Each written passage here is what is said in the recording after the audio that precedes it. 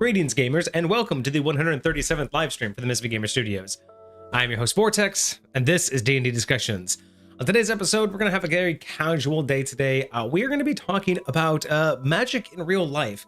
Essentially, I came up with kind of a loose topic to kind of discuss the scale that magic could represent in the real world. Essentially, looking at it all the way from a true full interpretation, rules as written,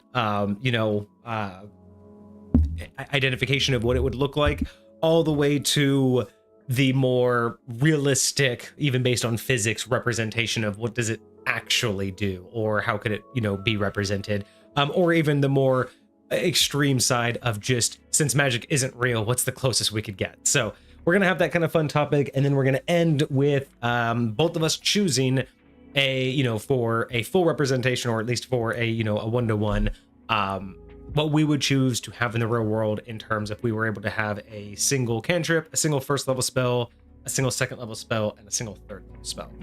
So we'll see where that goes. Gonna be kind of fun, gonna be a little bit casual, but join us on the very interesting ride that we have here. How's it going? Shalom, my friends. I'm excited to be here. I'm very excited about this topic. It's going to be very, very cool. To be honest, I'm kind of excited because I haven't really looked, like, I know a lot about the spell list, but like when I actually look at the breadth of the spell list, like I haven't like done that ahead of time. Because I wouldn't have been able to like really memorize, so probably what we'll end up doing is just skimming a lot of these for sure, and just kind of getting straight to the meat and potatoes of it. And I'm probably not going to read every single one because I'll read the ones that I feel like hold value, like kind of the ones I'm like debating between, something like that, like something like that. But we don't need to go through like every single one of them. Yeah, but we got for sure. We're only going through levels 1 through 3, but there's still like 20. There's a lot. Yeah, there's a lot of hefty spells. There's at least 20, in so I'm kind of like gonna go mostly from the ones that I know. I mean, a lot of these are kind of like expanded, but I'm just going to try to mostly go for the ones I know, or at least ones that draw me. I'll probably skim them over, talk about what I think of them. Sure. But first, wanting to figure out exactly what's going on with that. What is going on in chat? How is everybody doing? Everybody's in chat today. Yeah, we love it. We already have a hydrate. Geez, haven't even started. We have a hydrate. Thank you. Let's go. Appreciate you. Appreciate it. And we don't have any real updates. I don't think there's any updates in the Discord right now. Nothing too crazy. I mean, yeah. Ooh, I was doing that. Just gonna double check Discord, see if we have anything happening. Love me some webhooks. Oh, for the subs out there, if you are a sub, I posted something for y'all yesterday in sub chat in Discord, so go check that out if any of you were interested in helping me out. That's probably going to be Sunday. Any updates on the polls? Doesn't look like it. It looks like, again, no one said no to gaming, so it looks like for the most part, those that care or are won't just ignore me. Right. Most people want to see more games. Okay. And I did get quite a good amount of votes on the games. It looks like for single player, Hitman and the Portal series are the two biggest ones people want to see me play, like solo player. I definitely want to see the Portal series, I because haven't played Portal 1 in so long, so it will be a good play. It feels like a movie, and especially when somebody relatively knows how the game goes, it's not like hours of them just figuring it out, Right, it's a little bit smoother. Exactly. So that and I've played it before, so I'll remember some of it. So there will be those a little bit moments. of puzzle solving, but it will be also very kind of quick and not the obvious, how do I shoot the weapon? And you'll know some of the secrets, so that the audience will actually get to see them and not miss everything, you know. So I'll probably end up doing that might cool. be a weekend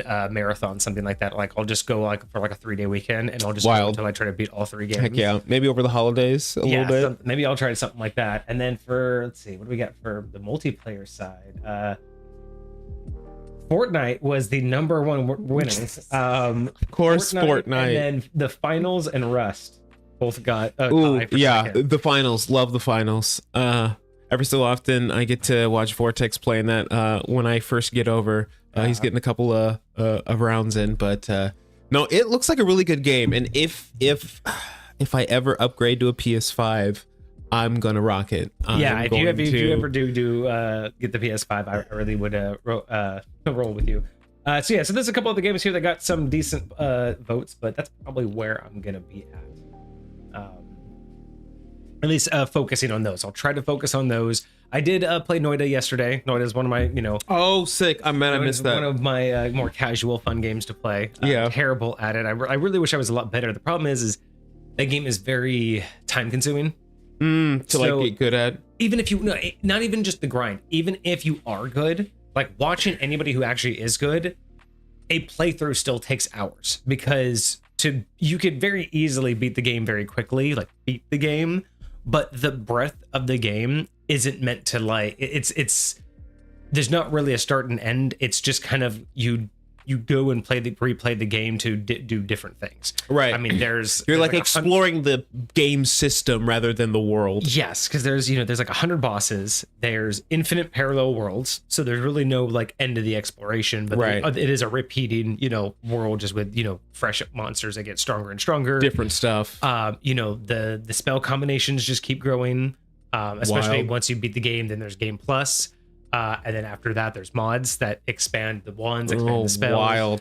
Wild. Just being able to go through all of the different bosses is a whole excursion. There is a run through where you can beat all of them. And then there's different run throughs, because there's different orbs that you can collect. There's 30 different orbs around the map that you can collect. So it's that's a whole run through. Right. Then there's these, I don't even know what to call them. They're basically secrets that you have to figure out. Like the gold is technically one of the secrets that I know about, that I'm currently trying to just learn a good route through. But the gold is basically a secret room. It's just basically a giant empty room full of gold. And I don't just mean because like in the normal game you get gold nuggets, but you can also dig into the ground and get like gold, like just like, you know, gold ore. This room is just basically full of it. It takes in game your character, it's so full of gold. It's like in game it's 250,000, but it takes your character I think a solid 8 minutes in game to collect it. 8 minutes? You just have to literally run back and forth because it can only collect so fast. Yeah. So you're just running in this cavern back and forth, just collecting gold. And it's so bad that if you actually jump in it, because it's not like you can actually sink in it and then you can actually suffocate. So you have to make sure that you're constantly moving. Wild. To open up a cat, because you're the little cavity it, to actually get air. Yeah. Because you can actually just suffocate if you let it just crash on you. That is nuts. But it's just constant 8 minutes of you just running around. It's absolutely insane. But there's other ones where like you'll find these structures and then you have to go and either look it up online, which most people do because it's so convoluted to look at the in-game like clues. Yeah. But you'll find a structure and then it will actually do something. But you have to go beat a boss, go find an item, take it somewhere else, and then come back with a different item, and then it will work. Is it by accident people find these things, or are there like actual ways to find out in game? So in game, yes, there is like a bunch of different clues and very cryptic like riddles and stuff. Right. And you can kind of go from one to the next. But the other ones, I think, are a lot of like, you know, people looking at the game files and trying to find the connect. Like some of these things just don't make any sense. But yeah, there's wild. Absolutely wild. There's so much to the game. That's my problem with it is, yes, it'll take a grind to get to know it, but even if I want to stream it, right, to really get to anything truly good, to like really get into like a really good rhythm takes like 2 or 3 hours. So it's not like my normal stream. And that's like any time you pick it up. Yeah, like if you just want to start from scratch, like because it's procedurally generated and it's dungeon crawler, so it's like every single time you restart, you jump into the game and then you're like 3 hours before I really get going, right? Like people are fast at it, but I'm not that good to get that fast. So for me, right. It's 3 hours before I have like a good amount of life, a really solid one set, and a really good clear idea of what I want to do.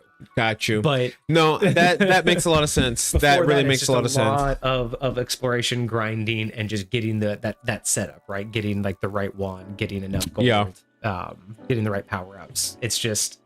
It's fun, but I'm not a fan. My biggest thing is I'm not a fan of grinding games, which is why it's like Rust is very hard for me to play. Yeah. I love it, but it is such a grind. And that's my thing, is like I don't necessarily need like super fast-paced games, like not all first-person shooters. Like I don't mind Fortnite. For sure. Especially because there's a little bit of I like Battle Royale. There's a little bit of that pace where you have to go out and search.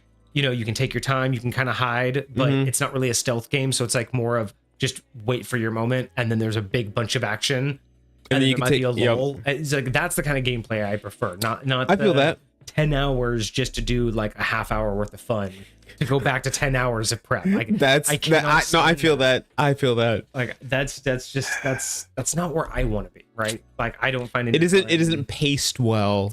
Well, and it's because I don't play games just to pass the time, and for me, like the that's collection part isn't engaging to me. So going out and having to spend 2 hours in Rust collecting stone and wood, I get that what it does is very important, but it gets to a point where I log into Rust, and if I only have like 3 hours that day or that week to play, and when I log into Rust, I know the first 2 hours, the first thing I have to do is go out and get wood and stone for my upkeep.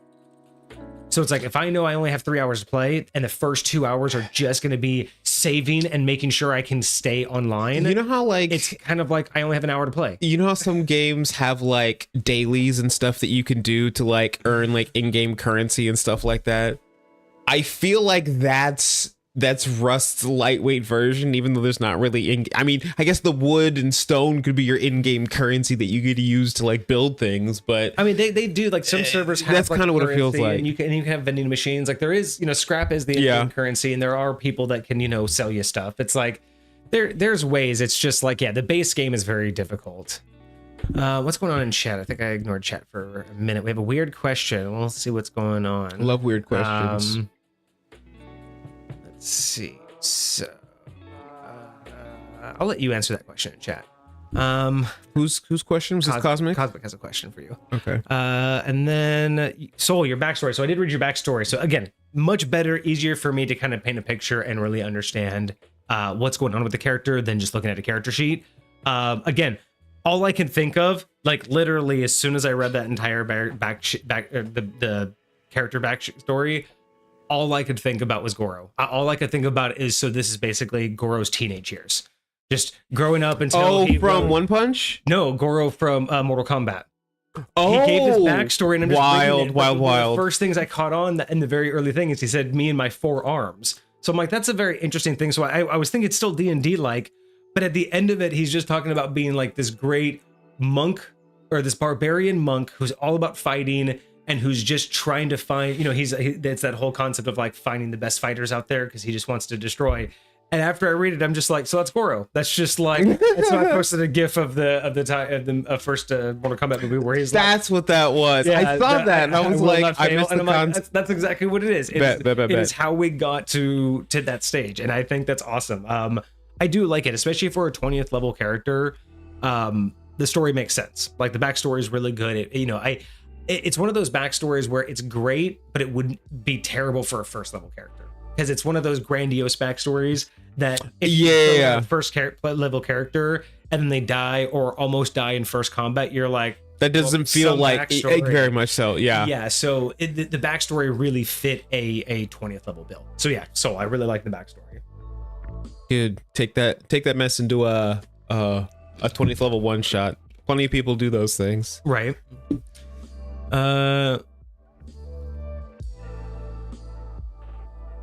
Find an escape room style game and play it as if you were a D&D character you've made.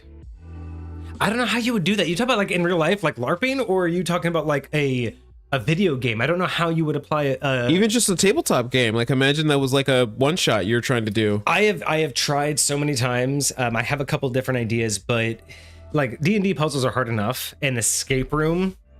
Like I imagine it was like an escape mansion or something like that. Well, and it's easier on a larger scale because clues are easier to keep track of like that. But sure. like an escape room is very difficult in TTRPG form.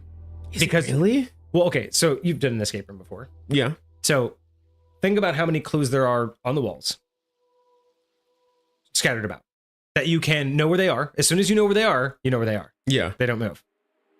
And you can walk up to them and read them in it whenever you want. Yeah. Then think about all the tools and clues that you find that you have to then put somewhere, but you know where they are. Mm-hmm. And you can look at them whenever you want. And then there's locks all over the room. And as soon as you identify the lock, you know where it is. And it doesn't move. Now, TTRPG, I tell you, there's a painting over here, there's a scroll over there, here's 5 items that you found, and then here's 4 locks. And even if I draw that out, like, okay, what was this lock? It's gonna be hard for, especially. Where was the 3-letter lock? Where was the 4-code lock? Okay, on this painting you said something about red. Like, even if I had all of the pictures, even if I just handed you images of all of this, it's not the same as being in the room and having it, you know where everything is. And that's very fair. So in a TTRPG, it would have to be a much larger scale. Yeah, if you're doing a mansion, it's great because you can have a big interaction, a big puzzle, and then that come out with a small clue. And then you're going to forget about that clue, but it's okay because that clue's important later. Right. Whereas in escape room, every clue like, I remember when I got that when we. Yeah. But in escape room, every clue matters at every moment because every clue could be the next clue.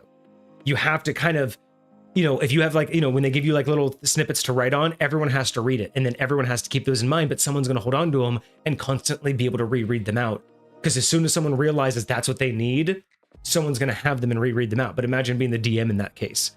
Be like, okay, what do again, you'd either have to have a lot of IRL materials or you'd have to be repeating yourself a lot. Yeah. And I feel like if you're going to have IRL materials, you're damn near basically just in an escape room. You might as well just have locks on the table and be like, okay, they don't have to be imaginary locks. I'm just saying, well, I mean, and honestly, like that wouldn't be a terrible thing for DMs to do. Honestly, if a DM wanted to run like an escape room and they were having a hard time organizing it, what you could do is imagine this, right? You have your characters, whether you do theater of the mind or you have a board and 3D models. You could literally just come out and say, okay, you guys are in this room and here's the deal. And then you could put like some cheap locks on the table, right? Like get colored locks and put like a red block, a blue lock, a black lock, and a green lock and be like, okay, here's 4 locks. and I'm going to hand you guys clues as you guys go around and discover stuff. And you can have like the clues written out. And then once they put them together, they can just, as soon as they unlock a lock, you could just have a legend that says, oh, if they unlock the red lock, hand them this. Yeah. You don't this need is what a box that it unlocks. You can just metaphor. I mean, again, you don't even need the locks. You could just say once they come up with it, but some people like props. So there's a lot of different ways to do that, but it's I was 100% thinking just little like pieces of paper that just like have all the like verbal clues on it. And and you could just say, is this it? And then once you say, yes, it is, here's what you get after. Yeah. But it's so hard to just control. There's a lot of details. There's a lot of pieces. No, I feel that. Especially from someone who has actually built a mobile escape room. Mobile? I actually built an escape, like a mobile escape. But it's more of an escape box, but it's like an escape room in a box. Okay. Not like so it's I'll have to show you that sometime. It's in the garage, but that's kind of dope. Having built that, it's like trying to translate that into TTRPG, very, very difficult. Wild. Yeah, but I'm curious what Soul meant by that, because I don't know. Yeah, I don't really know how to do an escape room style game in the mindset of a D&D character. I mean, I guess if you're just role playing it, if you're just like, but I would think like you have all your powers. So like, say if you're 5th level and you have the ability to like Misty Step, you have the ability to like. That could be, you just cheat. You basically. Just yes, but see, then that would be you would have to like make more complicated or more interesting or see, but that would also extend the challenge. Oh yeah, so Soul finally got someone to DM for him, so he's gonna take his creations to them. I feel bad for that DM. I have no idea what they're gonna walk into. What his 20th level creations? Yeah, which is the funny, because I'm like, this is why I'm not big on people bringing characters in. Like, you can have an idea, you can have like, this is the background, this is the class, these are the races I want, but I'm really not a fan of people like just being like, this is what I am and here's everything about me, because it's like, let me worry about how you fit in the game. Just bring the character you want to play, right? Right. Yeah, I can definitely see when a DM is like, yeah, I'll play, bring whatever, and it's like, that's you're asking for a lot. I firmly believe in a session 0. And like, even if you're adding a new player in mid game, like, I think that there's something to be said about, sitting down with them before you actually end up gaming with everybody and like talking about what that interaction might look like, even if you're in the middle of something. So yeah, I think it could work. Oh, D&D, but it's just the game of Clue. So surprisingly enough, that actually exists in High Point. So one of the things that I did for a couple of years with High Point, because I love D&D, but one thing I started realizing when I looked at other TTRPGs, and maybe this is probably one of the subconscious biases of why I don't get into other TTRPGs, like try to, I always say it's because I know enough about D&D and I know enough about my own world. I don't have room. Mm-hmm. But I think another part of it too is I don't need another game to fulfill whatever that game's trying to do. Like, if I want space travel, I have Spelljammer. And I can just modify it as much as I need to still fit in the D&D framework, but get all of, if I basically want to replay Aliens, I can do that in High Point. I've figured out through Spelljammer how, if someone wants, you threw something at me and we got the Old Gods campaign. Someone could say, I would love to basically play like the movie Aliens. I want to basically play through a situation like that. You can do that in High Point. Through Spelljammer, you could easily wind up on a non-scientific futuristic ship that has an alien life form. That's there's plenty of D&D creatures I can choose from.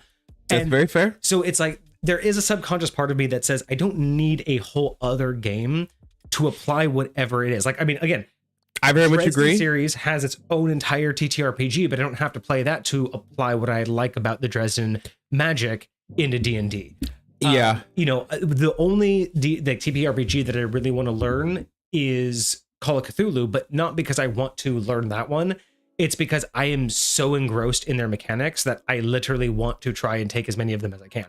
Interesting. So I'd be very curious to see, because I don't know anything about their mechanics or what. If you want to see an amazing playthrough of Call of Cthulhu. And the reason why I am so interested, because I have multiple mechanics that are very similar. I watched this playthrough and I'm just like, you did it way better. Like whoever invented the mechanics of Call of Cthulhu did way better than the mechanics I was trying to do for the same exact So is Call of Cthulhu like Pathfinder? It's like its own RPG with its own rules? Yeah, it just has its own rule sets, but it's much more based on the role play, and it's not combat based, but the roles and the mechanics are just different outside of D&D. But what I'm going to do is like, I already had similar mechanics, right? Like when someone wants to do something that isn't, directly stated in the book as an athletics check, you make a ruling that's athletics because you're trying to do X. You basically do it, right?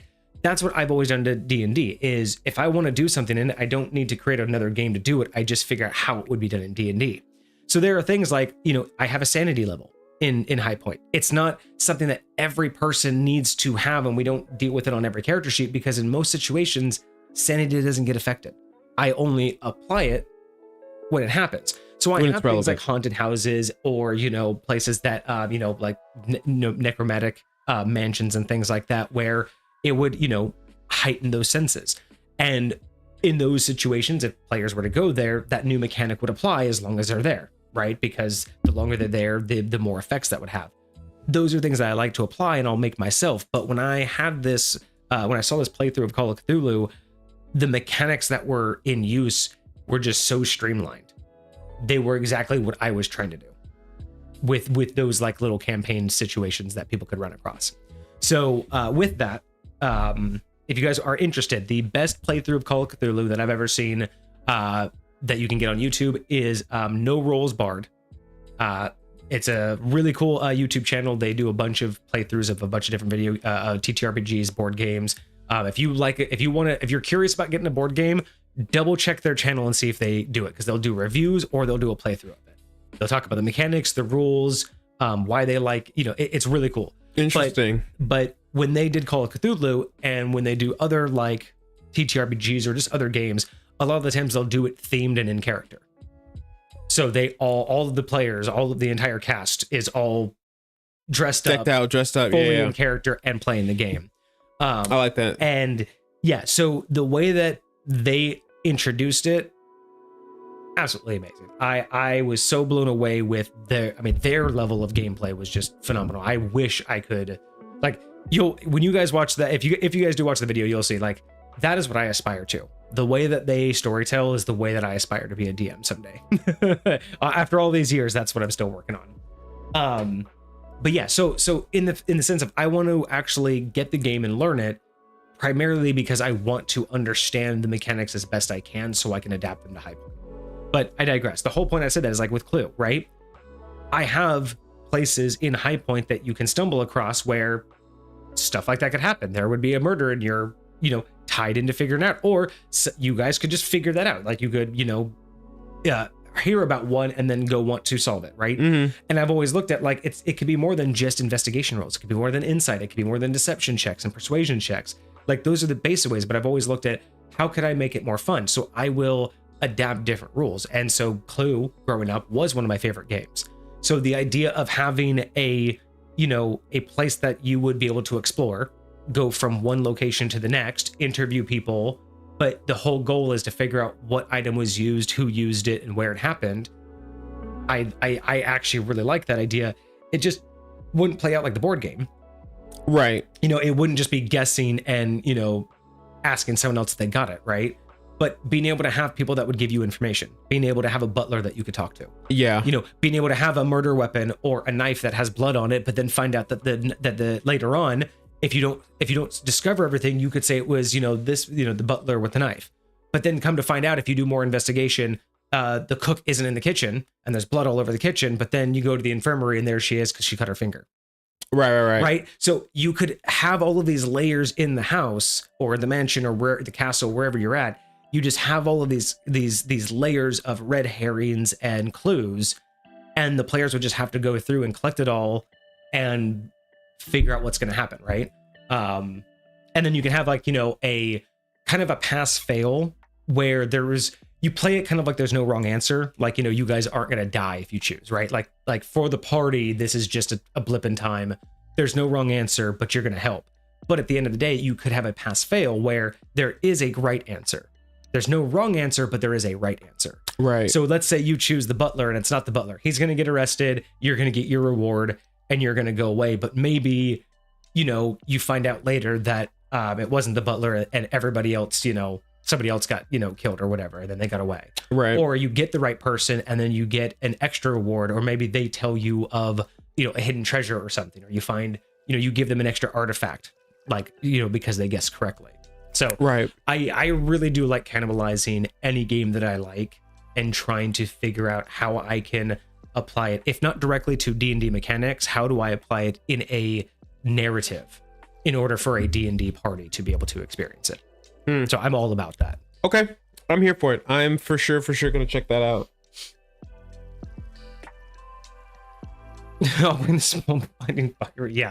I'm never gonna tell Soul that he can bring whatever he wants. Soul, you will make a character with me, and we will walk through it. We're gonna do it together. I will make sure I know everything that you're trying to attempt. What's going on, Hecate? Glad to see you here. Working on some homebrew monsters. I am so looking forward to some homebrew monster review. Yes. I really want that. That sounds so cool. Oh, you already submitted some. Awesome. Yeah. Oh, they did. I'm looking forward to that. I want to see some monsters, because monsters are new. Did we get monsters and submissions? Oh, we did get monsters and submissions. Look at that. Monsters and submissions. Oh, actually, let me see how many are in here. All right, so y'all can look forward to that. We have some monster submissions from Homebrew Review. How are we doing? TikTok's doing okay. We made the 100 follower mark, which is great. We're at 122, but we're still nowhere near the 5,000 likes. I've got to push it more. I've got to push it a little bit harder. I think there's 6 monsters in here. Awesome. And I think one of them's got lair actions. All right. I hope there's some lore involved in those. If not, we're gonna have to craft them.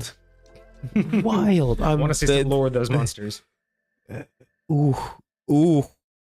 Okay, I'm gonna say this.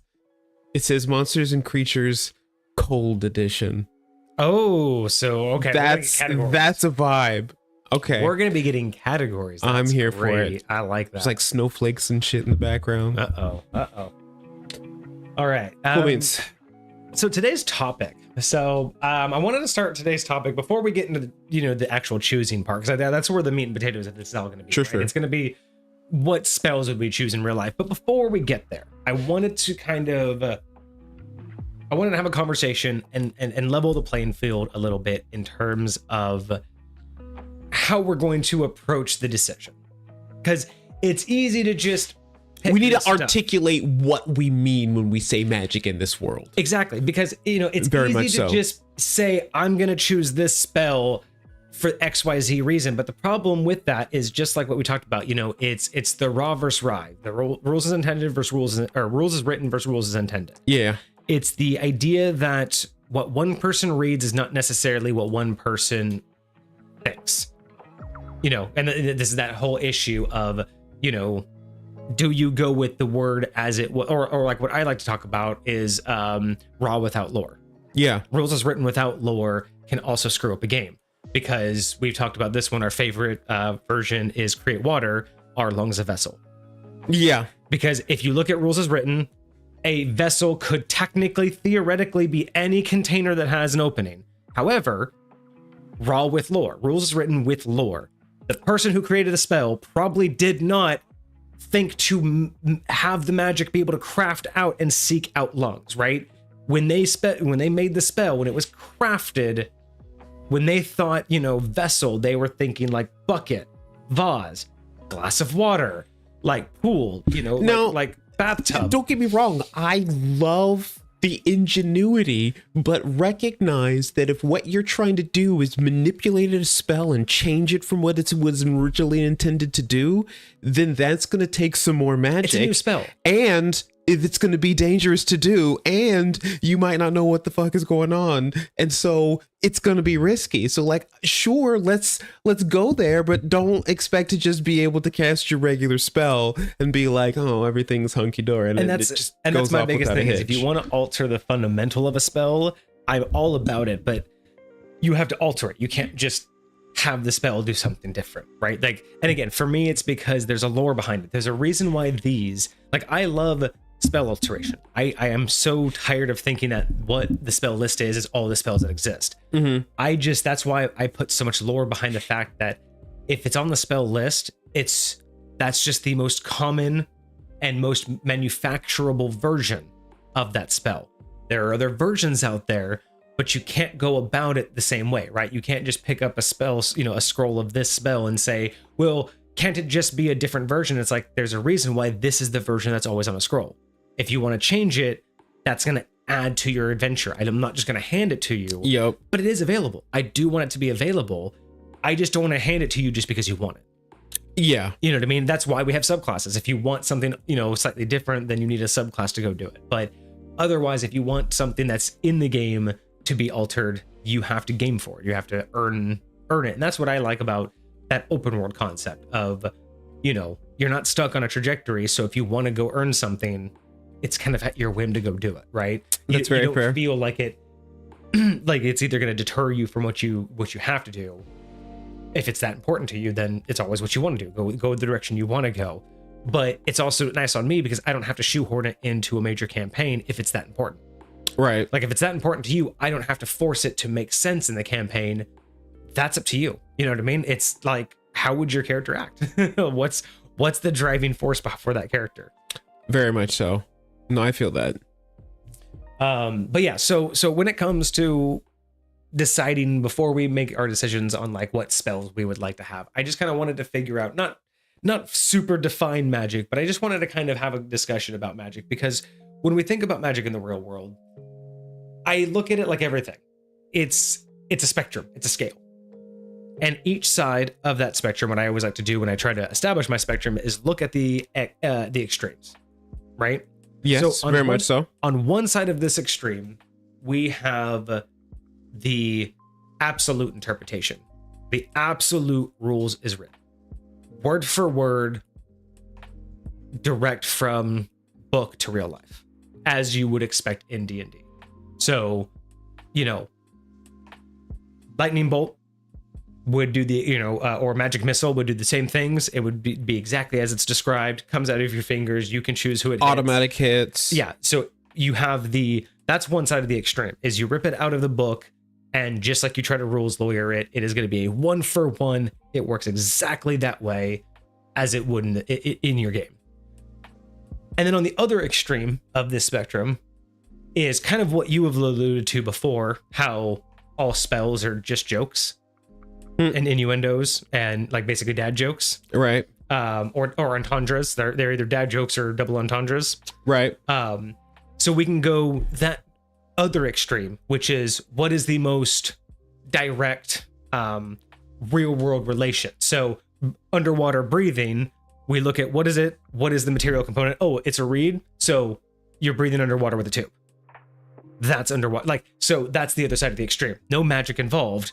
What is the actually happening? How is this practically happening? Not as how is this magically happening? And that's exactly the two ends of the spectrum. Interesting. Is one side is it works exactly as you would expect, without question.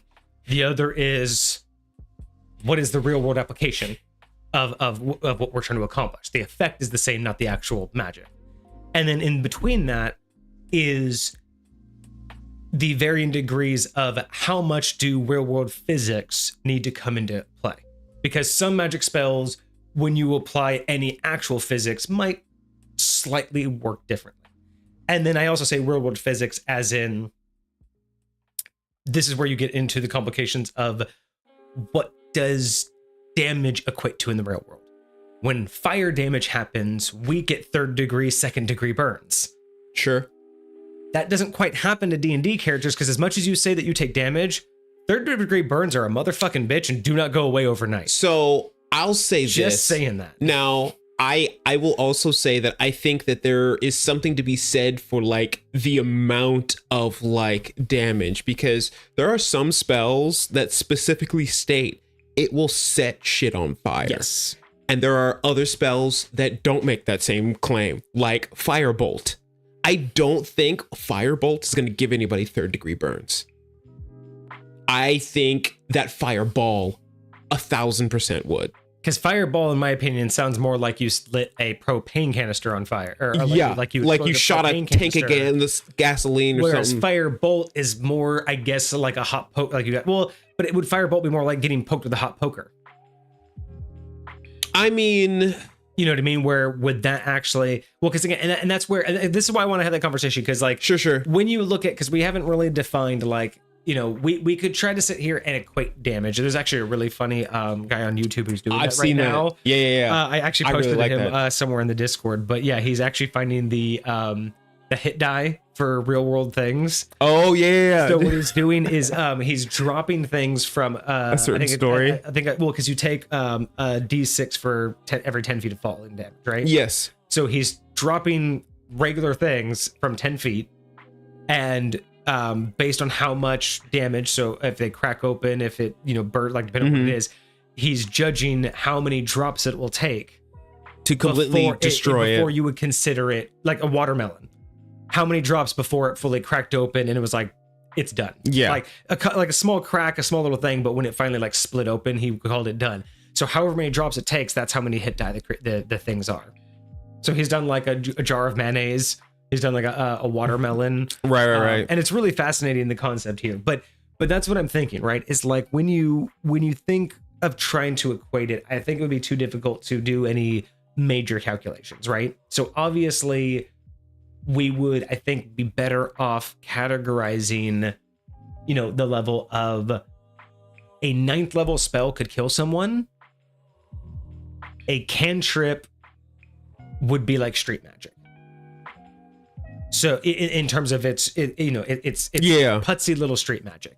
Okay. And that's kind of the range that I feel like we could easily approach it, because that feels me like you were saying, like Fireball is what, level 4? 3. Or level 3. Mm-hmm.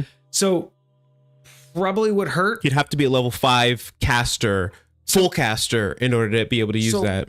I would say like Fireball is something like it would hurt. You would probably need a good amount of recovery, but maybe not hospitalization. Fireball or Firebolt? Fireball.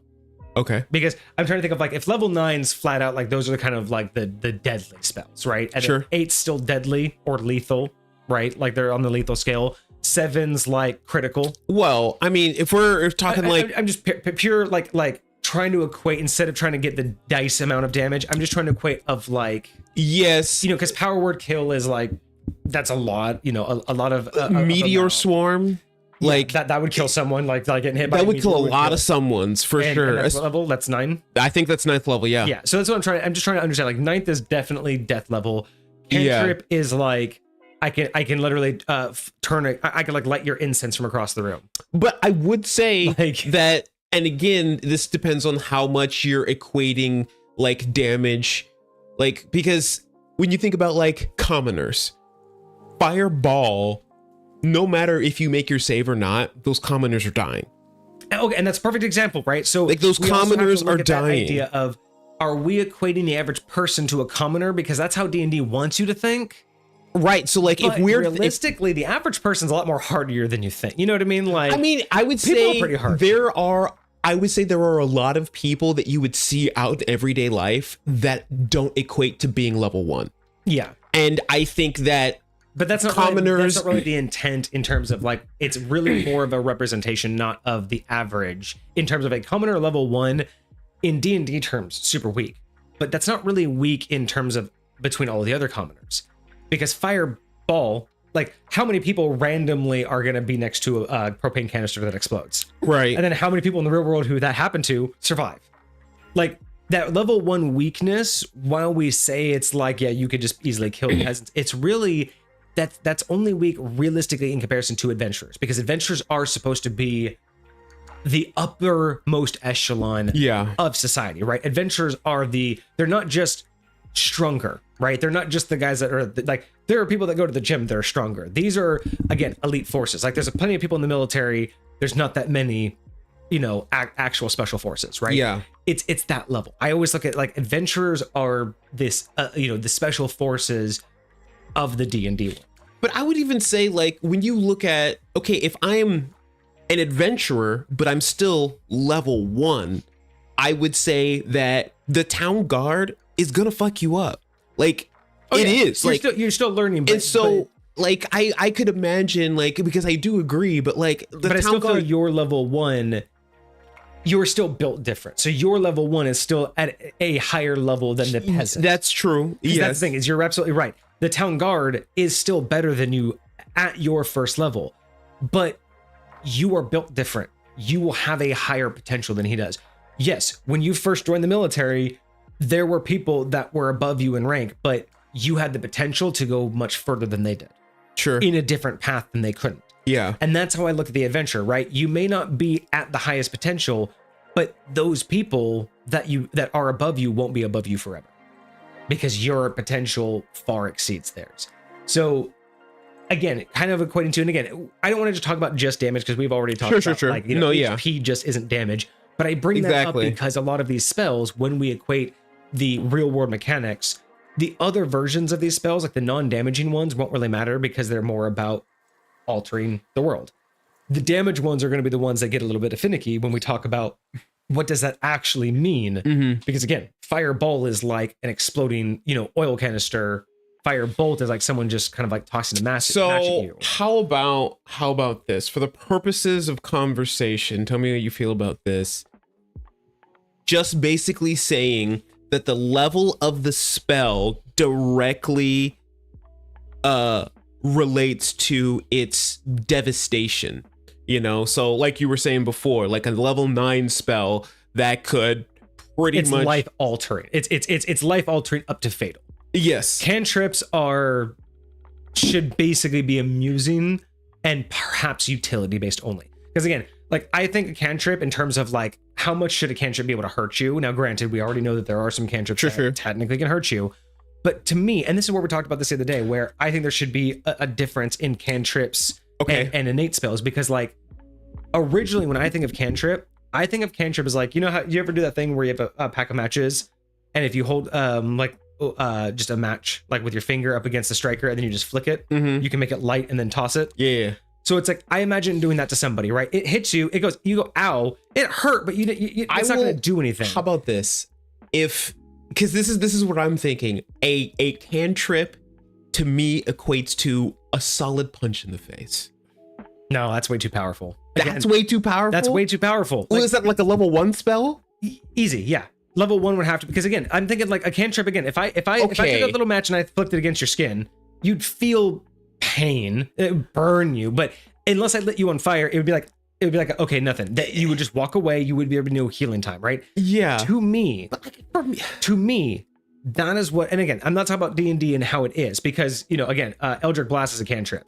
But the point being is that to me, that's how low level a cantrip should be. It should be non-effective in that case. So a punch in the face to me is effective to a point. Like not like a knock you out in one hit punch, but like now maybe a slap in the face, yes, but a punch to me that's still where like that level 1 of like that's actually. I mean, I can see a slap, but I have also seen some pretty hardcore slaps that are light, almost equivalent to a punch in the face. And then again, because again, if you're talking about like level 1, because like a punch could be full on disorienting, that could actually damage. You're talking about like breaking a nose, like. To me, it goes up to a difference of it's not a light tap, like that would escalate up to, and again, we're talking about that would escalate up to a punch would be the lowest form of a first level spell. Okay. I mean, even Magic Missile is really just getting punched a handful of times. And Magic Missile is what, second level? No, that's first level. Or first level. So but you can upcast it. So think about like Magic Missiles, like Fury of Blows. It's someone coming up to you and just going, slap, slap, slap, slap, slap. Like that, because you're not going to get behind that. You're not going to die. That. If someone came up to you and threw 4 punches at you, it would hurt. You might go down, but you're going to stand back up. You're not going to go to the hospital. Yeah. Unless they're Mike Tyson. It could likely make you not want to fight this person ananymore and just be like, no, I'm not fucking with you. But they don't have to be strong. But if they just get a couple good knocks on you, you're going to be like, okay, hold up. I can get behind But this. with the cantrip, it's like you slap me and it's going to be more like, okay, we're ready. I'm still here. But you punch me and I'm like, I understand, So that's where I feel like, but I like this. I like this idea of because of where we want to go, right? Like I like your idea of escalation, right? Because if we're talking about cantrip should be non-effective if a solid punch or even a fury of punches are level 1, and then 9 is, I mean, 9 would basically be like, taking a Mack truck, like getting hit by like by a truck or anything, right? Like lethal on Truck-kun level. Came down, and I think we can kind of use that as a guideline, right? And again, we're not trying to define our own level of how we're going to define the spells. I just want to get an understanding of like, when we're choosing these spells, this is what we're expecting from them. Because I don't want to sit there and deal with like, oh, it has D6 damage. I just kind of want to get an idea of, if I have a list of spells to choose from and we debate on whether or not we should take a spell that does damage, I want to know what we're talking about. 100%. So even if, that's kind of where I wanted to go with that. So I like that idea. Yeah, Tyson, who is currently fighting still. Absolutely. What's happening? Tyson is still fighting. I think he's going to go up against Logan Paul. I think that just finished happening. Oh, did it? That was at 5 o'clock today. Oh, was that today? That was literally today. That was 5 o'clock today. I didn't watch it. I have no idea. But I wonder who won. Look it up real quick. Actually, let me see if I can find out. If anyone knows who won, that's hilarious. And then Hecate, can you use a catapult spell on someone's heart? Not unless you rip it out first. 100%. Yeah. If it's sitting in my hand, go for it. But if it's beating in their heart, then it's them. Yeah. Or beating in their chest. I mean, I guess if you catapulted them, then you catapulted their heart, but you can't catapult it out of their body. No. All right. So now we have kind of a scale for damage stuff. Now, how do we, now obviously we're not going to go, I think it would be funny to go the extreme route of practicality, but again, D&D already does that. When you, again, using the example of the material components, D&D does that for us. They already make the joke. It might still be happening. I don't see a winner yet. Oh, might still happen. Yeah. So you know what I mean? Like D&D already gives us the reality. Breathing underwater is just a straw reed, or is just a grass reed. So when we look at those kind of ideologies, I don't think we're going to go that direction. We might be able to make fun of it, but sure. Obviously we want to be in the more realistic sense, because the question is, if we could have those spells in the real world, which ones would we choose? But how to the book, how to the letter are we representing them? Or do we want to apply any level of understanding that if they represented in the real world, they'd have physics and not necessarily not non-magic. I'm not looking for the scientific, explanation, but we have to understand that doing things in our world would affect and have knock-on effects. They wouldn't just happen to happen in an isolation, right? So again, you call a meteor swarm, that's not just going to be like one, like just a random thing. You're actually going to pull a meteor out of the world, out of the sky that might have knock-on effects. That's all I'm saying is, right, you do an earthquake, it's not just going to damage us. You literally made an earthquake, right? Like, and so it's going to affect the integrity of the entire planet. I'm just trying to figure out, not necessarily word for word exactly, but no, I'd like to apply some understanding that if you choose it, that's gonna. Could you argue, or could you say that for something like an earthquake, you are specifically using your magic to protect the world around it to cause the same effect? I don't want to go that far because that's not stated in D&D. Sure. And that's not, to me, that's not how the real world works. We're talking about you were able to do this, but you are living in the real world. And part of that is not just how the spell would affect the real world, but also, I want to point this out, is how the world would react. Because if you're just doing things like, breathing underwater with the reed, no one's going to care. But if people actually know that you can go underwater indefinitely, that's going to catch people's attention, maybe in a good way, maybe not. So I also want to apply, we are casting magic in today's world, not just we have magic and what would you have if you could have magic. We're talking about what would you take from D&D. And see, I agree with this, but only you had magic. That I will definitely say, because I very much do feel like the way that, just for this conversation, we should look at it is like what this spell, I feel like you were talking about earlier, the spirit of the spell, right? Like what it was meant to do, like perfect example. Realistically. Perfect example. A classic one, invisibility. Sure. The age-old question, or not the age-old question, but one of the more divisive aspects of invisibility. Do your clothes go with you? Now, in most cases when we see invisibility, it's like, especially with the Invisible Girl, it's a mutation. It's a ability that they have. Because that's what I kind of liked about the Fantastic Four, right? All of their stuff was explained by physics. So she changed her molecular state to bend light, but it wasn't around her clothes. It was only her skin. Sure. So I kind of liked that. So are we going to go that far where if you, but see, I don't think so, because a spell is an outward all spell. So in this particular case, invisibility would include everything on you, but not necessarily everything around you. Sure. So very like, much so. We could say backpacks might be a problem, because how far does the spell go? Like, is a backpack fully with you, or is it just like your clothes? So these are just kind of the conversations I want to talk about. Okay. Again, how far do we want to talk about magic? I don't think magic should protect the world from what we're doing to it, but maybe it can protect it. Maybe it can go up to a backpack. But you know what I mean? Sure. But then, you know, of course, how do we abuse that? If it can go, if it can do a backpack, can it do an umbrella? If it can do an umbrella, can I carry around a beach umbrella? If it can do a beach umbrella, you know what I mean? Like, at what point does it not work on stuff that you're touching? Because you can just say, well, if it can work on a beach umbrella, can it work on my girlfriend? Because I'm just holding her hand and she's about the size of a beach umbrella. Yeah. If I hold her above me, is it work? Like, you know what I mean? So.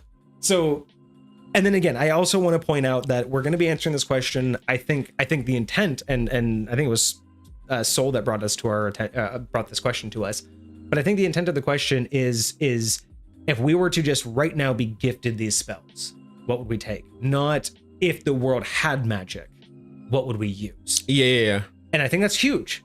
Because if this world just had magic, that's fine to just pick and choose. Like, everyone got one spell, and this is the world of magic.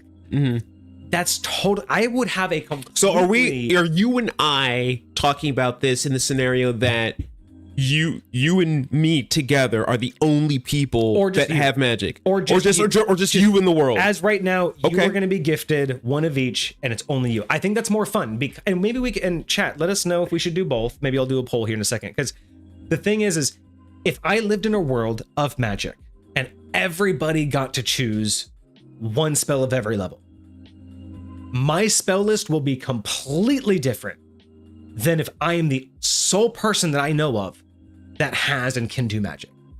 Because A, certain magic gets attention that you don't want in a world that no one else can do magic in. Whereas if there's a world of magic, no one cares. Sure. So you can, again, flight, if I had the spell fly, would I use that here? Would I dare be caught dead flying? Would I be caught flying in today's world? Just put a costume on. It'll be fine. Wear a cape. Yeah, I mean, you know what I'm saying though? Like, in today's world, that it wouldn't work out the way people think. Like that. Well, I mean, actually, to be fair, maybe it would, because we do technically have jetpacks now. So maybe I could get away with it for a time. Imagine somebody was flying over your neighborhood with a jetpack right now. But that's what I'm saying. So I could get away with it for a time, but like things like that would be way different in a world that had magic. Flight would be a very common one for everybody to have. Nobody would bother with it. But now I probably wouldn't choose flight, just because I know. And then also I want to talk about the physics, right? People say, oh, flight would be so much fun, right? Fly like Superman. Flying like Superman would suck, by the way, in the real world. In the real world, flying like Superman but also DBZ would be a terrible idea. But also you got to think, I don't know, like, especially because of how fast they're going. Like, it's fast, so the elevation. It's the idea that the human body, like they, DBZ, you're an alien. They're aliens, like, sure. But the idea of if you were to take the human body and be able to fly like they would be a very bad experience. But even the D&D version, you only get 60 feet of movement, which is twice that's basically you dashing. Yeah. It's just basically you sprinting down the road. Very slow. That's almost like if you were to dive into water, you know how like you push against the wall when you go into water and you like sure. That's basically what you're doing through the air. Yeah. So wouldn't be, but I'm talking about like, the superhero flight, bad experience. Very much so. But even D&D flight, like you just said, is actually pretty fucking useless unless you work on a ladder all the time.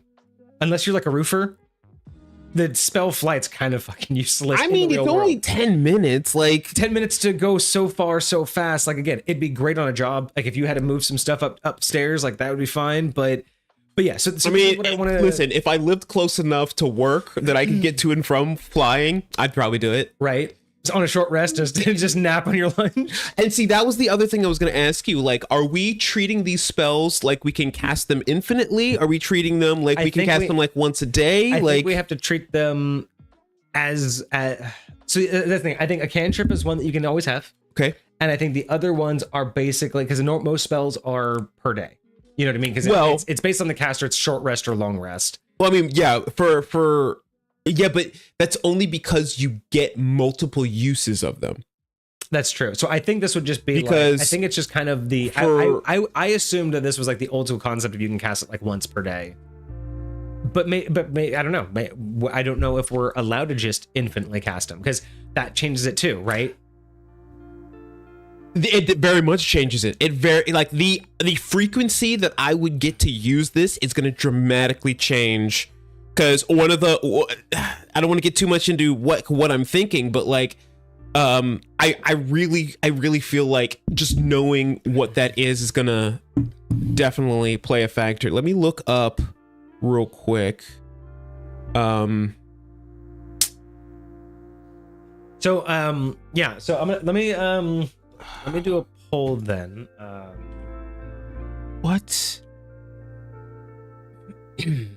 So first, we're going to do 2 polls. So the first poll, we are going to ask...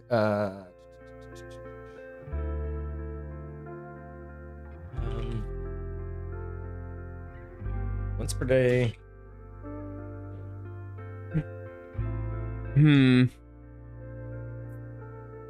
Thought they had per day ones. So...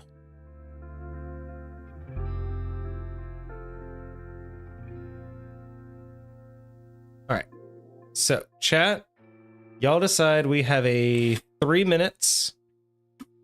Poll is in chat right now. So, first poll we're going to do is, as we decide these, are these intended as once per day spells beyond cantrips? Cantrips are always going to be infinite. Sure. But should the leveled spells be once per day or infinite?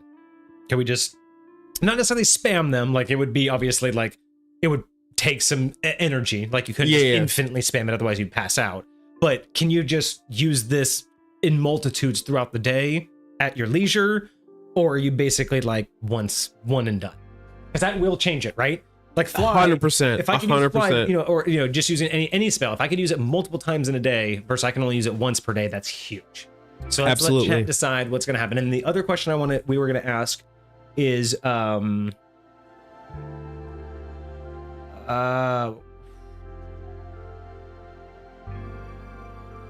we want to do do we want to do 2 lists, like one for in a world of magic and everyone gets one spell what we choose, and then we're the only one that's going to get it? I'm okay with that. Okay, we'll do 2 then. That'll be cool. Okay, we'll do 2 lists for you guys.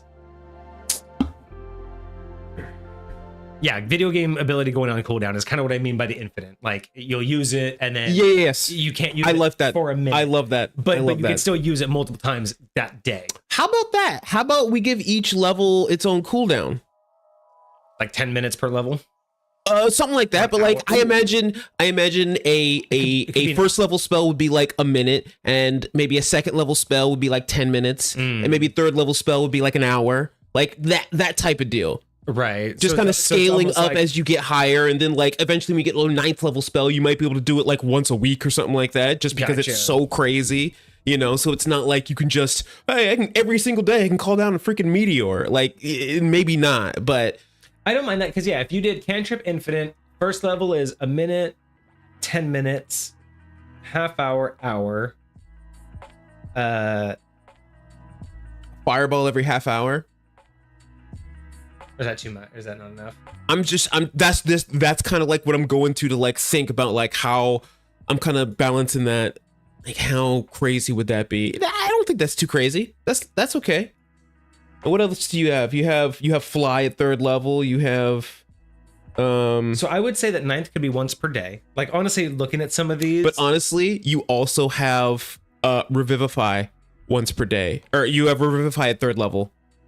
Yeah. So just imagining somebody being able to like revive somebody from being dead every 30 minutes. So just hanging out in a hospital anytime, every half an hour, anytime someone codes, I'm just like, but I mean, granted, you do need the diamonds. Are we still specifically? Do we need the material components? I would say you need the material components again, only like we're pretending like you have a focus. We're pretending your hands are your focus or whatever. You don't need the actual. You don't need the generic material components, but if it costs something, then you're gonna need whatever that is. I'll agree with that. Yeah.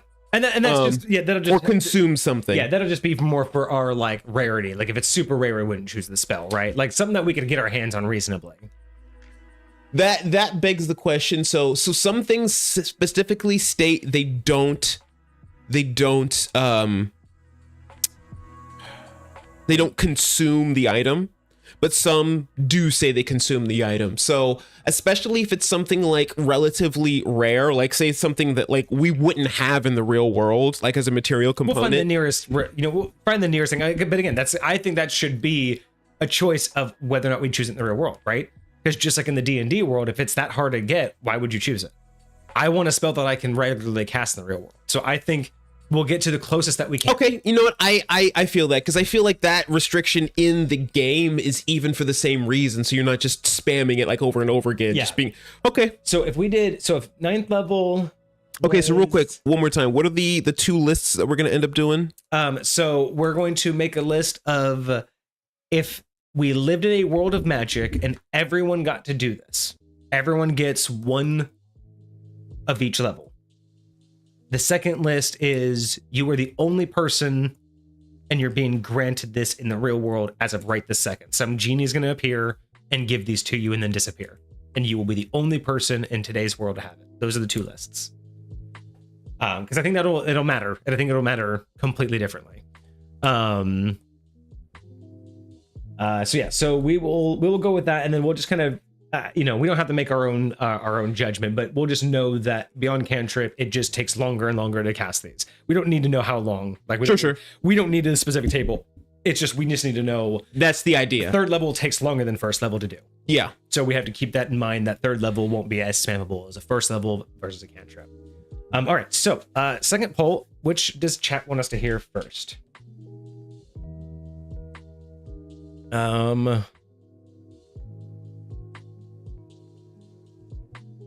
right, chat. New poll. Which list first? All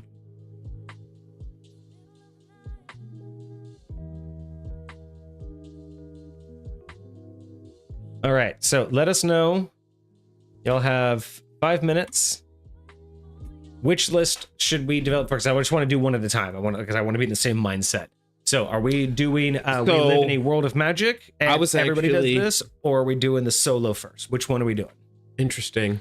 Because I think I just want to be in the same mindset when I'm going through. I do get that, but I was also thinking it would be like when I go through cantrips, I'll be like, all right, this one would be really cool to use, but it would be really bad if I was in this situation, but it'd be really good if I was in this. And to me, I'd be going back and forth between both situations. Yeah. But we're not going to be going through every single spell. So, I mean, for sure. But like the ones like you're like heavily debating on. I mean, we might be able to, go back and forth on a couple of them, but yeah. I'll keep my notes. So we'll find out, see what people say. So that's going on in chat right now. But yeah, no, I like our base definition right now. Like we have an idea of how like effective each things are gonna be, at will's kind of, like you said, slap worthy, Yeah, in terms of damage, and then again, like, we want to make it sure that it's understandable of base utility, right? Like again, very much I think we need to lean on rules as intended more than rules as written. Yeah, very much so. Things very like much so. Hand, yeah, like that. Like when you really look at what it's supposed to do, what it was intended for, like it can help you juggle. Purpose, yeah, Good stuff for like you. that. All right. Well, we have just another minute on that, or another couple minutes. I'm gonna do another quick ad roll, and then I'm gonna step away, and then we will hopefully get that going as soon as the poll's done. Maybe 5 minutes is a little bit too long. Oh, for the poll? Yeah. That's fine. I gotta step away anyway real quick. I'm gonna go grab some more water and already we'll get going. I think I am all right on water from you.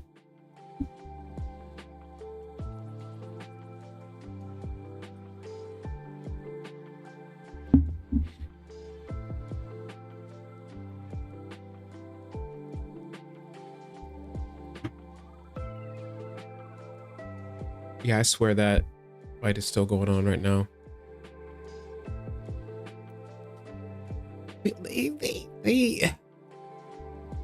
I don't know, man. You tell me, chat. Like, it's so wild to me that these two people are actually getting in the ring with each other. Like, I feel like they're doing it just for it's clickbait. It's clickbait, but it's a whole thing. Like they created the entire thing just for people to be like, yo, we need y'all to come. It's wild. It's wild. Whatever, it's fine. Oh, hey, what's going on, Lucifer?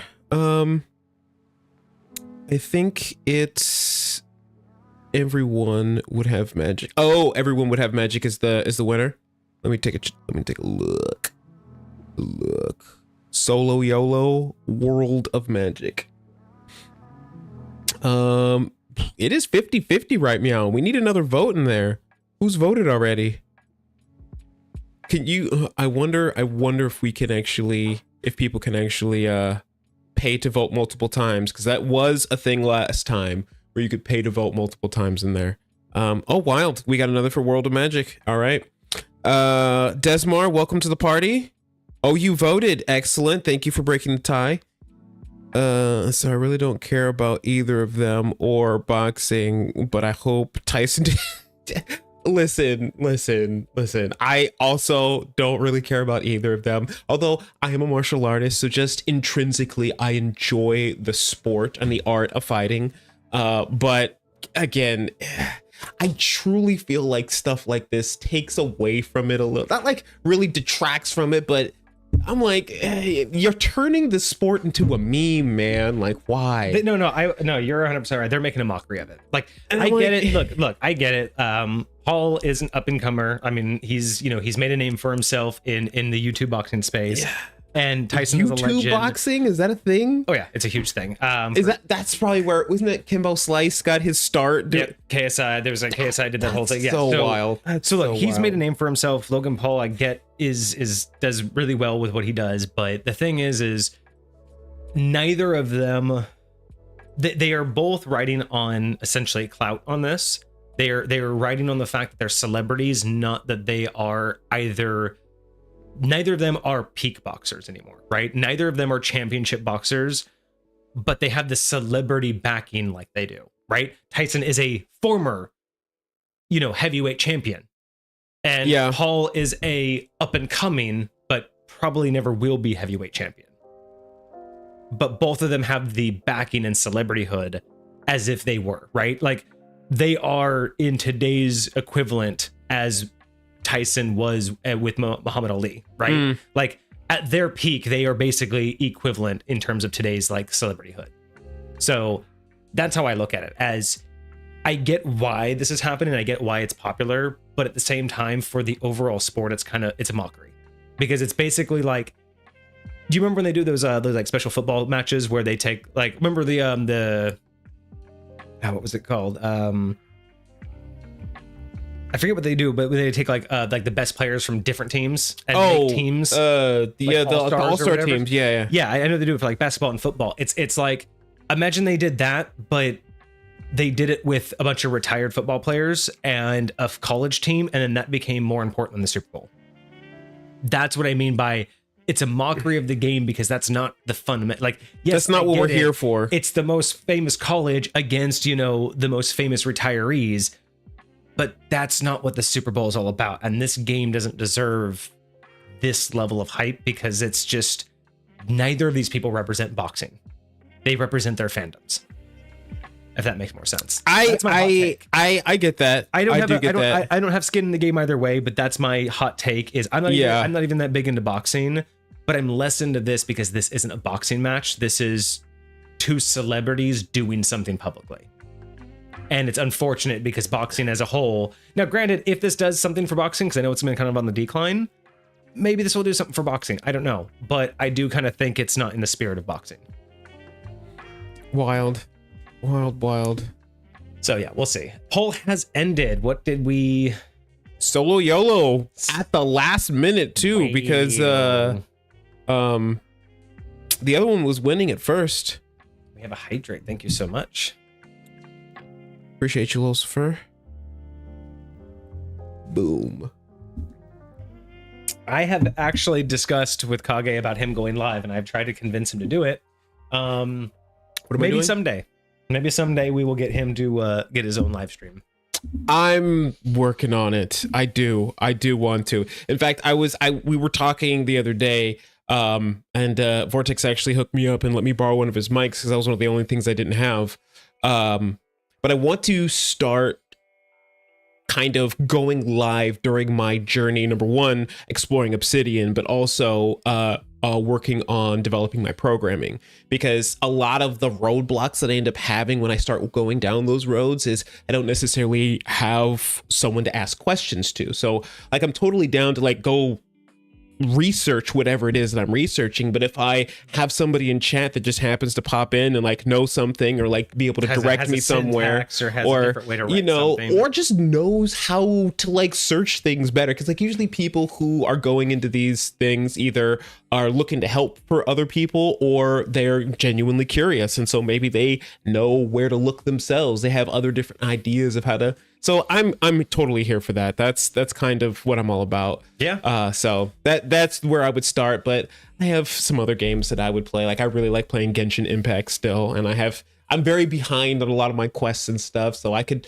do a little series of me just going through some of those missions and stuff, but I really got to figure out how to get my PlayStation hooked up to actually stream to my Twitch. Capture card. Vixie can help you out. Okay. But yeah, so yeah, hopefully maybe we'll get Kage going live one of these days. Yeah.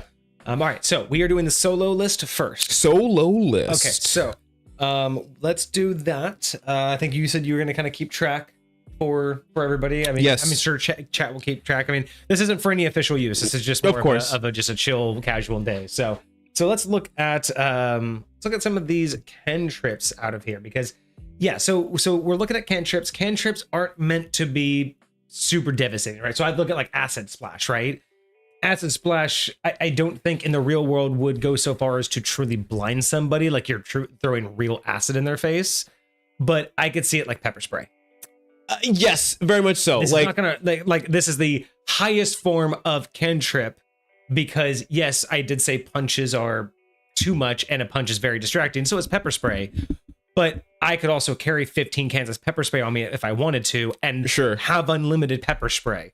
So that's kind of what I'm thinking of. Like acid, like this would be essentially enough to be like, I don't want that. Or even if we're not going so far as pepper spray, like a heavy aerosol, like just like a bunch of Axe, just enough to make you cough and be like, oh, I don't, you know. Interesting. Because let's see, because like, I mean, range is 60 feet. I don't know about that. That's like squirt gun level. Yeah, I also think that.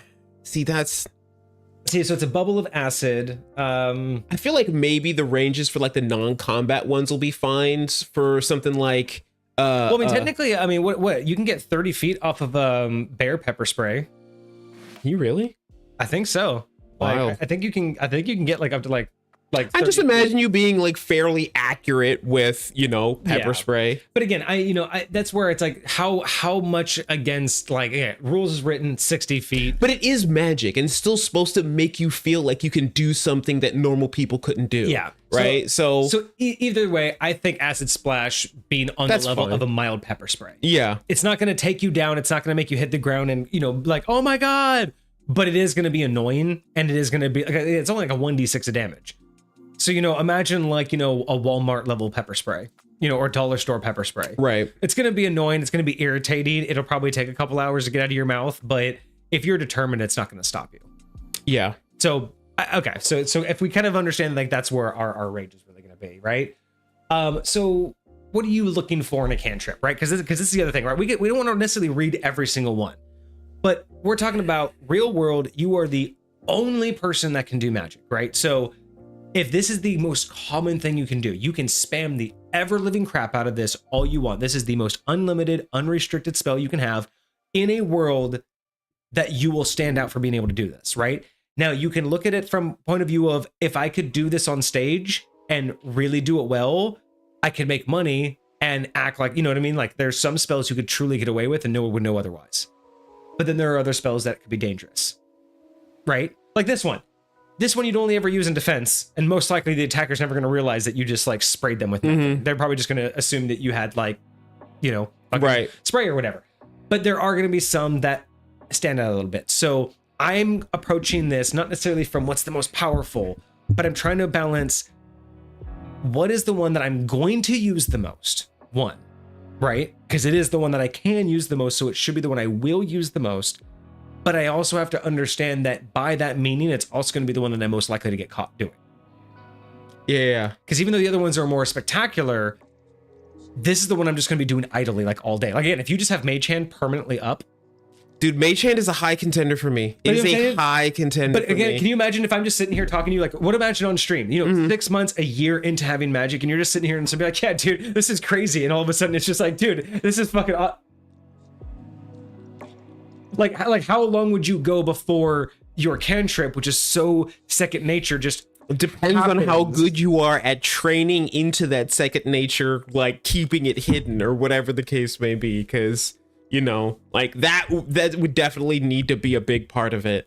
Or you could just like imagine if it were something like prestidigitation, like you could do like weird things and you start showing it off like it's fake. And so that's why people are like, oh, he's screwing around. He's got some weird thing that he does. But so Des just looked it up. The average bear spray is 20 to 40 feet, so 30 feet is on average, so not too bad for cantrip. Okay, so this being magical, 60 feet's double that. That's basically like that's almost like those you know what this is basically almost like is take that and then just extend the range like the airsoft pellet ones, the you know, the pepper spray airsoft pellets. Oh yeah, that are just air compressed. So it's kind of like that, but just extended. So with magic, that's all this is. So yeah, someone would be really confused about it, but at the same time, that could just be a whole hobby. It's not OP. It's not that wild. Okay, yeah. So this is where I'm trying to go. And you still have to roll to hit them. Wait, actually, is this Acid Splash? Is that a saving throw? It is a saving throw. It is a saving throw. So that's kind of, again... Okay, it's like, a little AoE, but like... Well, and again, what is a real-world saving throw other than this? If you're going to throw, you know, like a, you know, pepper spray at me, my saving throw is this, and whether or not it got in my eyes. Yeah. Was I fast enough to do that before it got in my eyes? Okay. To me, that's the real world saving throw, right? Like that's the equivalent. So sure. So again, my approach, and I'm curious about what yours is if this is going to be the thing I can use the most, what is the one I'm going to use the most? But I'm also trying to balance not being caught with it. So how are you going to approach the cantrip? So yeah, honestly, it's utility. Like genuinely speaking, I really don't care about damage. Like especially because what do I really need to cause damage to so consistently in my life? Like, I really don't think there's anything. So more than anything else, I feel like, that's the other question. Because we lightweight talked about material components, but we didn't at all talk about verbal or somatic components. I mean, I think you're gonna have to. I think you have to go with what it says. Like, so if you have a verbal and somatic component, well, because you said you have a focus. Like, we're gonna assume we have a focus, right? Yes. So does 5e? Does the focus get rid of those? No. Okay, so yeah, I still think that you're gonna have. And again, that could be something as just like, you know, like putting your fingers together. It doesn't have to be something like super big. And maybe we'll assume that the bigger the like spell, Naruto status. Yeah, like maybe for a cantrip, but maybe the bigger the spell, the more obvious you have to do. Maybe you have to like draw something out, or you know, maybe it's a single hand sign for a cantrip. And then ninth level is you just doing this and chanting the whole time, literally. Yeah. All right. Yeah. Okay, so that's the how whole it's gonna 6 be seconds. each level. So I'm assuming that cantrips can be done with, even if someone's looking at you, they'd have to be like, you can do sleight of hand to be not known. I think cantrips should just be like super low key. First level would be like a hand gesture. Third level, or you know, like a single hand gesture. Can you like whisper your verbal components, or do you have to like speak it at full enough volume? Like I think it depends on the severity of the spell. I think again, it's like emotion, right? If you are gonna like light a candle from across the room, you know, just like that's fine. You know, just a little whisper because it's like a tiny little flame. But like if you're gonna cast fireball, you need to like not scream it out, but you need to put some umph into that. You need to like, you know, speak with your chest, right? You can't just that's what I'm thinking. Like, so like the more effective it may or may not be, the I more think it is the more the intense the spell, the more exertion. Sure. So it's kind of like throwing a ball. I could just toss you a tennis ball, not a problem. But if I had a 10-pound bowling ball and I chucked it to you, it's gonna be easier if I actually go, yeah, you know what I mean? Cool. That's gonna just naturally happen. I'm kind of here for that. So I'm opening up a couple that I just either need to just either I think are good or I need to refresh. Get your head around. Okay. And whether or not they're gonna be good. Poison spray is another good one, kind of like the acid spray. So it's like both of those. I want to look at prestidigitation again.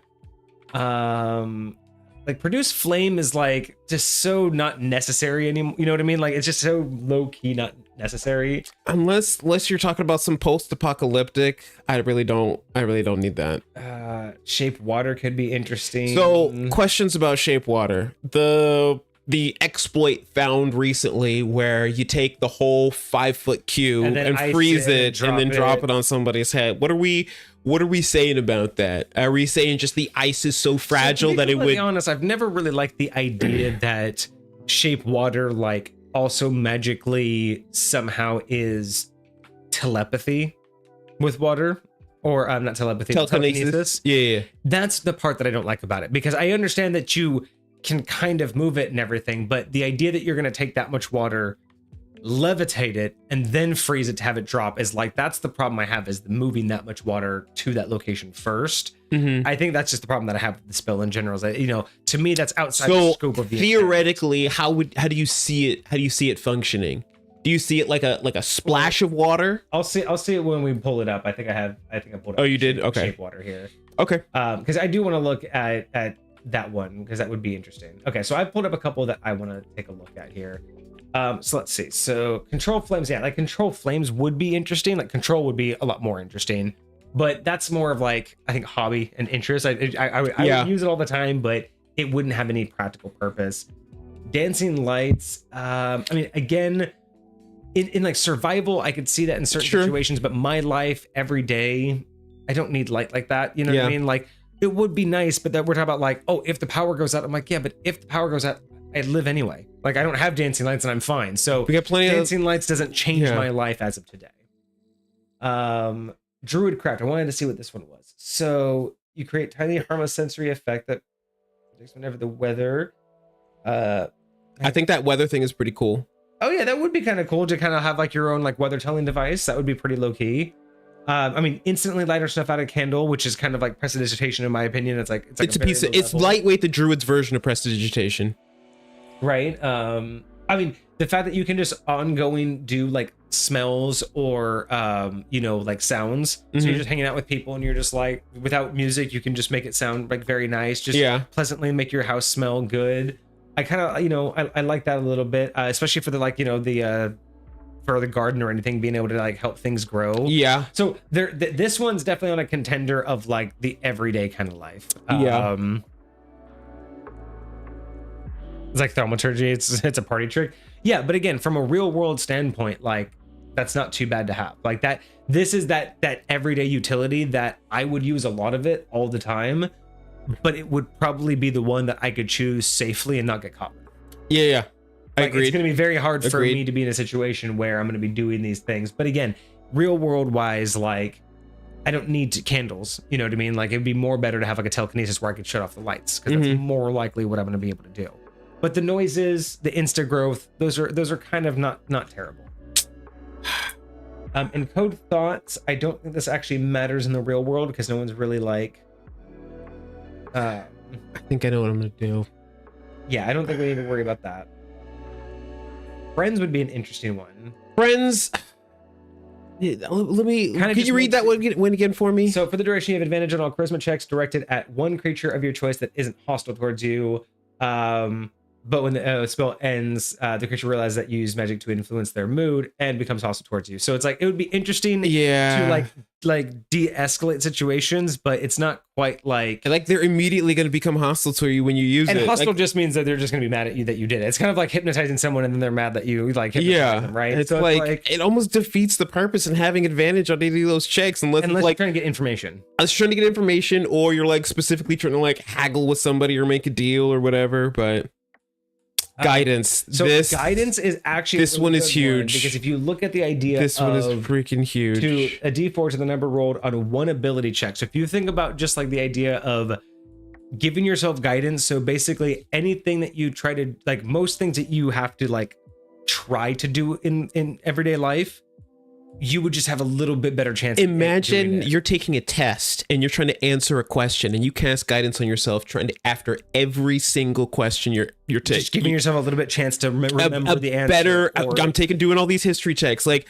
right. if you're a martial artist and you're in the middle of a ring and you're doing athletics checks or acrobatics checks to do anything, if you like any situation you find yourself in, all you got to do is a quick like say one word. Like imagine you just like put a word to it. It's like lucky or whatever you want to call it. Oh, you just something like you make sure that's part of because you know how like I forget what they call it. I think different martial arts call it differently, but usually like the expressions that you shout out. Oh yeah. Certain times it's like the intimidation move. Yeah, you're and then other times it's like also there's like a hand gesture with it. So oh yeah. Like, getting in a position. Can you imagine if your way of casting it sounded like that? So it's like you block him and go wata, and that's your casting it, and then it's like you block wata, and then you go to attack wata, and they're like, you just keep doing that. You're like, don't worry about my wata. That's my style, bro. Come on, like, everyone's got their own flavor. Like someone's like, hey, show me how you do that. Be like, okay, I just gotta don't worry. Wata. Like what is that? It's like it's my mantra, bro. Actually no. Guidance is probably the one that you could hide the most because you could just call it you could just call it mantra. Like, bro, I'm telling you, guidance. You only use it when you're about to do something, and who doesn't have that? I mean, who doesn't like people pray? Some people pray before they do something. Some people have a coin that they'll touch. Like, there's superstitions. If you had a small little gesture and word that you said, and you just said it's my mantra before I do things, you could get away with. This might actually be the most low key one with the most utility day to day. I genuinely think this might be what dude. You can't, dude. Imagine, shit, where did I put my, what? They're by the front door. Let's go. I got my keys. Because you had memory check. You're like, wait, before I try to remember, let me get my guidance. Okay, where did I put that? Like you literally in tiny little things, you can feel like any ability check. Like you want to haggle with somebody? The question would be, so like in the actual game, it's up to the DM to stop you from spamming like an investigation check. But in the real world, is that theoretically possible to just keep doing it over and over and over again? I don't think so. I think that how that would represent is like, let's say you're trying to find something in this room. Sure. And you use the guidance. It's like you use guidance in this room to find something in this room. It's not like I'm going to use guidance while I just search this table.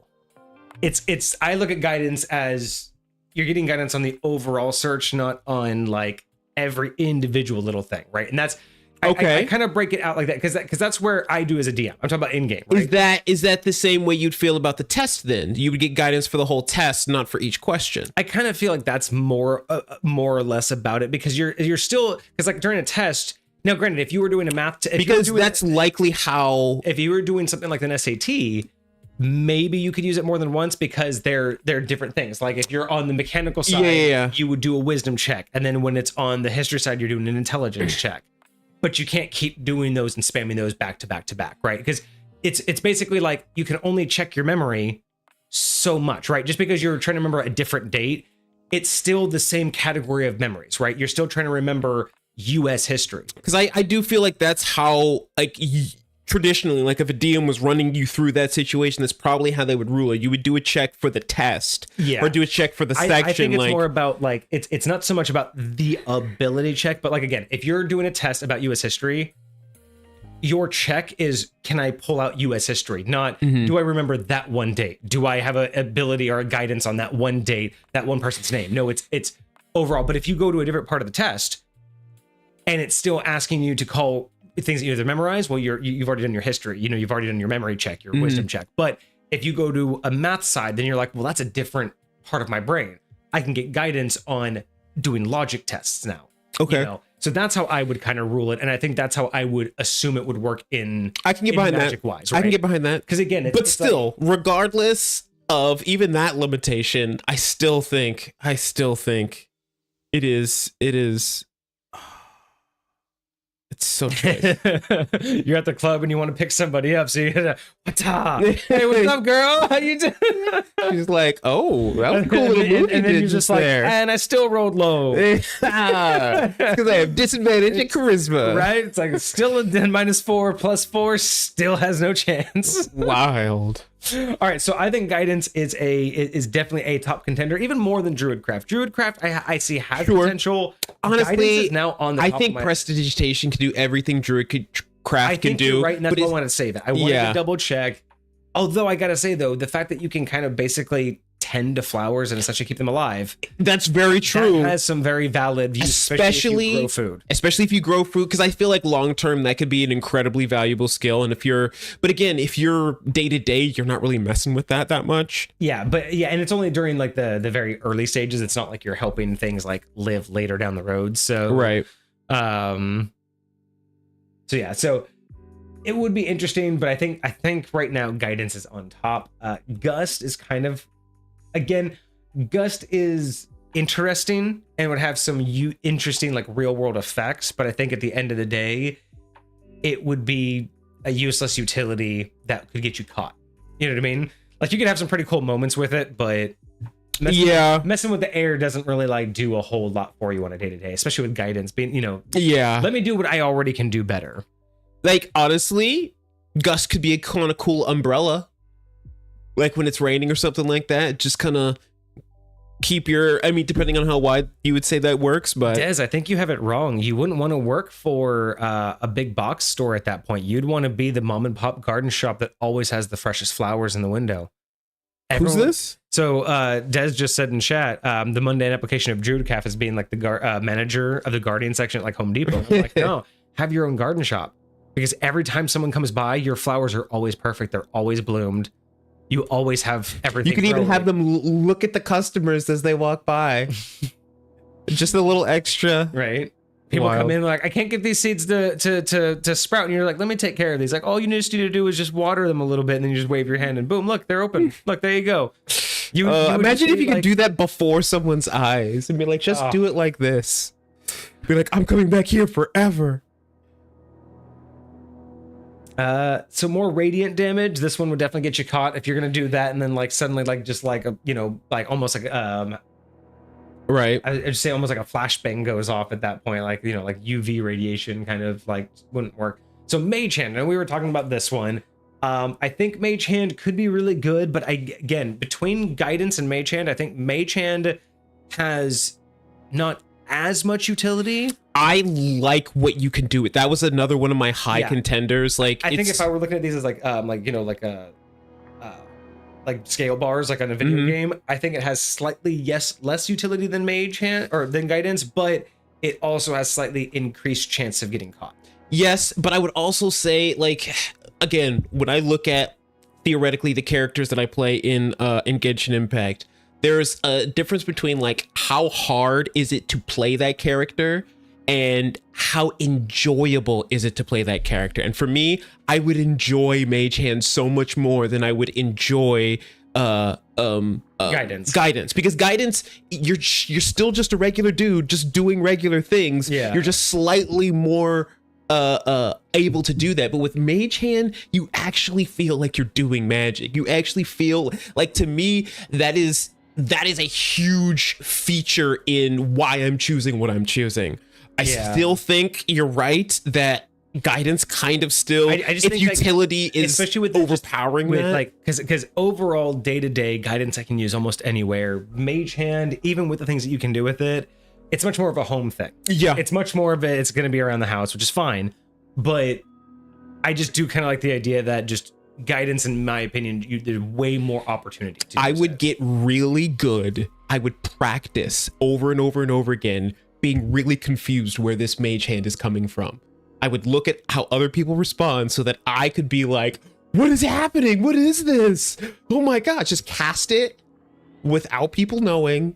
And then once they finally see it, just be as confused as they are. Yeah. You're like, well, I don't know what's happening either. Gosh. Because there's theoretically nothing that ties it to you. I mean, It's just kind of out there. Day to day, having a 30-foot reach would definitely help you get drinks from the fridge. Oh yeah. I mean, you never have to leave your desk. You could just basically not have to pick anything up. You know, like it's probably just that. I would never have to get up to get the remote again. Yeah. So it's definitely a homebody thing, but that's where it's like I still want guidance because I can use guidance out and about. That's like my biggest thing is I can use guidance. I agreed. And the better I get at something, just the more I have a chance. Like, you know what I mean? Like, it's just always going to increase what I can do. Or if I'm not that good at something, like I still have a now better chance of accomplishing it. So I can just get a very minimal understanding of most things and still be able to perform them better. Oh, so basically guidance is like having ADHD. You can get a very low level understanding of things, and every once in a while, or at least once, you can do it really fucking well. And that's just having guidance. Cool, so we got guidance. Let's go. That's basically, I'm just gonna say having ADHD is like having guidance. You can do something really, really good once, but that's it. It's, you can't rely on it. Don't ever rely on it. Okay, so I think so we'll keep Mage Hand up there. I still think guidance is my top right now. I wanted to double check what Mage Stone was. So you touch Magic Stone. Yeah, I like this one. And imbue them with magic. You or someone else can make a ranged spell attack. It's a damage dealing one, but it's a very kind of cool like one. you basically imbue it with like a low level catapult, and then as you throw it, it just it's like you have this stone and you can kind of throw it like a BB or whatever. But yeah, so it just kind of has catapult on it, but like a really low level of it. But you get 3 stones and you can just throw them as an action on your turn. So not amazing. It's not amazing for real world. It's really not. Mending, I think, is Mending was another contender great, for me, but not far enough reaching. It didn't beat out Mage Hand for me. No, it'd be lower than Mage Hand. Mind Sliver. Okay, so this is basically just giving someone a headache. Yeah, I mean, I already do that, so that's fine. Minor illusion. Okay, so yeah, you create a sound or an image of an object within range that lasts for the duration, which is 1 minute. It's a sound, a volume, a range of a whisper to a scream. An image, such as a chair, muddy footprints, or a small chest. So this one, super situational, would be really fun to have. But so situational, like, I mean, it's... How many does it say you can have up at a time? That would be the biggest thing for me. Because I know you can have multiple of these functioning at a time. Since they're not concentration. It doesn't. And this is not concentration. It's not concentration. So it's you just technically spam it out. They just last for a minute. Interesting. So technically you could just have a, but again, illusions, especially one, I mean, it just, there's not. Let me ask you this. Would you say theoretically, if I had like a flat surface, could I create like a little iPad for a little kid based upon like just literally moving pictures and sound coming out of this little box that's sitting in front of you? And whatever it is that, like, say I remember an episode of Dexter's Laboratory, like verbatim or something like. Cantrip would get you that far. Would it be like? Would it be more like Minecraft, like super blocky? Is it just because it's not? You can't be that detailed because it's an image of an object. So you know what I mean? So I think it's more of like. Oh, it's just so this is not a moving. No, it's just an image of an object or a sound, like a consistent sound. This is the very low level. So that's what I'm saying. Like realistically, it sounds kind of interesting, but it's not good enough. It doesn't really, I mean, I kind of like Des says, unless you're trying to use this to really mess with people, and even then it doesn't do a whole lot. It really gives you very minimal options.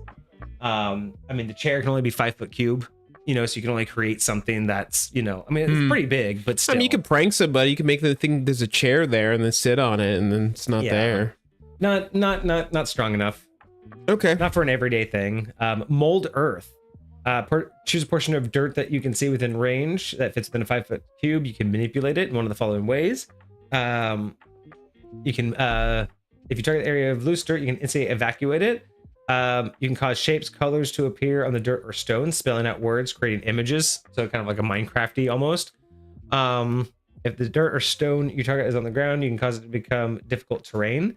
So it's like, the only thing I can think of it in terms of this is because it's instantaneous or 1 hour, but it's like any situation that I could see using this in the real world is super situational. I mean, it's either for a job or you could be a really good gardener, like tilling the soil and stuff like that. Like, I feel like you know, like that might be kind of helpful. That's what You'd I'm be a saying, good grave digger, you know, but like, but again, like yeah, in the regular world, like situational enough not to like actually make it like really work. And yeah, it is sound or images for the last one. So sounds what? For the minor illusion, it's actually one or the other as well. So it's like the sound and the image. But that's what I'm saying. If that's what you cast it multiple times. Oh yeah, you can have multiple versions of it going. I didn't think about that one. Yeah. Make a $5 look like $100 bill. The physical sensation wouldn't break the illusion. Interesting. Interesting. That would Wait, what was it? make someone think a dollar bill is a higher value. Oh, because the sensation doesn't change, so all they're seeing is an illusion on part of it. well, are you casting it on the object? Or is it like in air? Because it would be hard for you to make. Yeah, so you'd have to just create it. You'd have, yeah. I don't know if it would follow the dollar actually. You could. It would be hard for you to make it. That's what I'm kind of thinking. Like, yeah, and any physical interaction, so it doesn't really like form to the dollar. Got you. That's why like the chair would probably be your best bet. Even my idea of like casting it on something wouldn't work because it would just be in the air. Okay, so here is 100% another one that is the real world version of prestidigitation. On off. Okay. On off. Cantrip allows you to activate or deactivate any electronic device within range, as long as the device has a clearly defined on-off function that can clearly be accessed from the outside of the device. Any device that requires a software-based shutdown sequence to activate or deactivate cannot. So you can't do it like to a radio signal, you know, but if it like a light switch or you know, my computer, if it has a defined on-off, I can just and do it. In the real world, that's not bad. That's not bad. That's like kind of like your mage. That's actually really cool, especially as what's the components for it? Oh, it's both verbal and somatic. Yeah. Especially like if you need to like screw somebody up, like turn off like their server or something like that, turn or off someone's phone. Yeah. You could just be like, ding, nope, that's off, because the phone has an obvious on-off button. Turn off lights. Oh my god! You can turn off certain cameras, not all cameras, but be able to turn off certain cameras depending on what you're trying to do. EV cars. It's just driving down the road, be like, oh. I mean, yeah, that would be so mean. That would be so messed up, but that'd be so dope. I feel like this is a high contender for today's day and age. This is almost today's mage hand. Because, you know, other than like, you know, cooking or grabbing something that I need to, you know, distance, this is kind of that you get me the room and just be like, click. You know what I mean? Let's walk in the room and click. I wish it could lightweight extend to just like interacting with electronics from a distance. Basic, like change the channel. Basic controller. Yes. Anything that had like Bluetooth basic mechanics, you know? I would like that. I think the only reason they didn't put that in here is because this is specifically for D&D and like they don't want you to be able to like type on the computer or something. But like that is Unearthed Arcana, so it was meant to be like an extension. Exactly. So I could see that being a little bit more. So yeah, it's not enough just being on off. I think if it were more like Bluetooth activity, there'd be more. But it's kind of like this is like that modern age mage hand. So it's up there with them. It's very cool. I'm still thinking guidance, and I don't know why, but guidance so far is the most usable and least it has likely not to be broken found. for me. So prestidigitation, we knew that this one was going to be a big one. So again, this is a couple different things: heartless sensory effects, shower of sparks, puff of wind, faint musical notes, lighter stuff out of candle, torch, or small campfire. That's huge because I mean that's a variant of sizes. Instantly clean or soil an object. A cubic foot. A cubic foot's pretty like a decent size. You know what I mean? Yeah. And especially for a cantrip, that means you can like. I mean, like it's. Like a pant leg, like a whole pant leg, I guess is like a cubic foot, maybe. I mean, like I'd say my laptop, if this was a cube, like it'd be about that much. Spout. I mean, maybe a little bit. Oh, chill, warm, or flavor up to honestly, this has to be the best choice because that right there. Well, actually, no. Okay, so would be. It's gonna these are gonna be the top two. I think it's gonna be between this and guidance because it's gonna be a much bigger conversation about what is truly like usable. Like you sound like, you know, obviously we all think of like, oh, coffee, I could just rewarm my coffee, or you could just make any bad taste. But at the same time, it's like, I don't eat bad food often. You know what I mean? Like, truthfully, in my life, I don't often run into bad food that I would need this.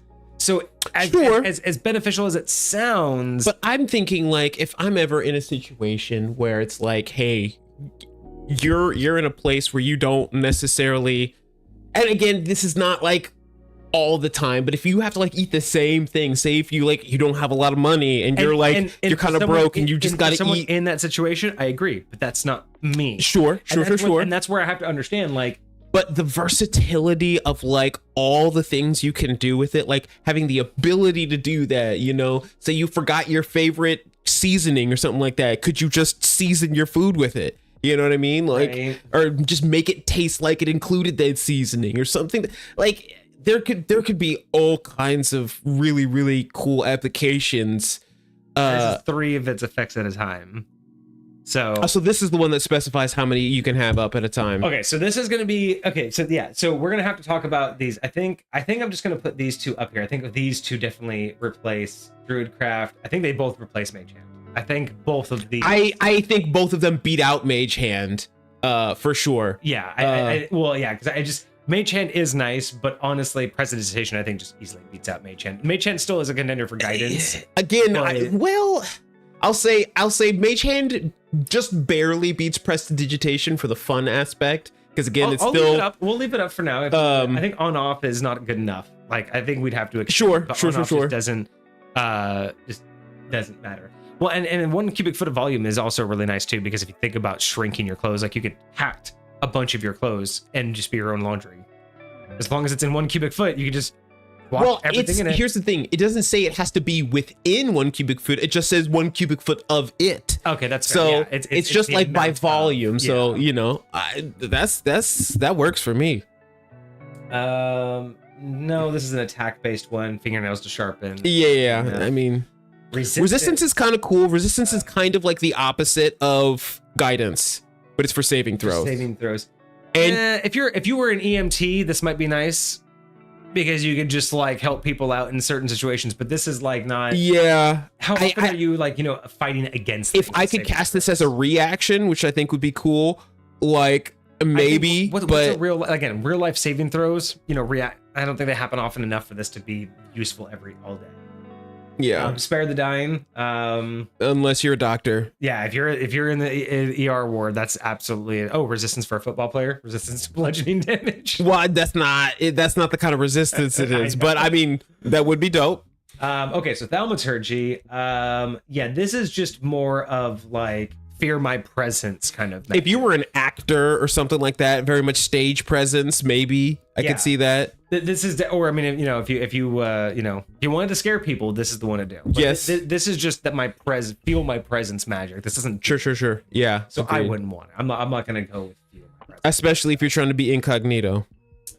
Vitality. Get to target at least 1 hit point.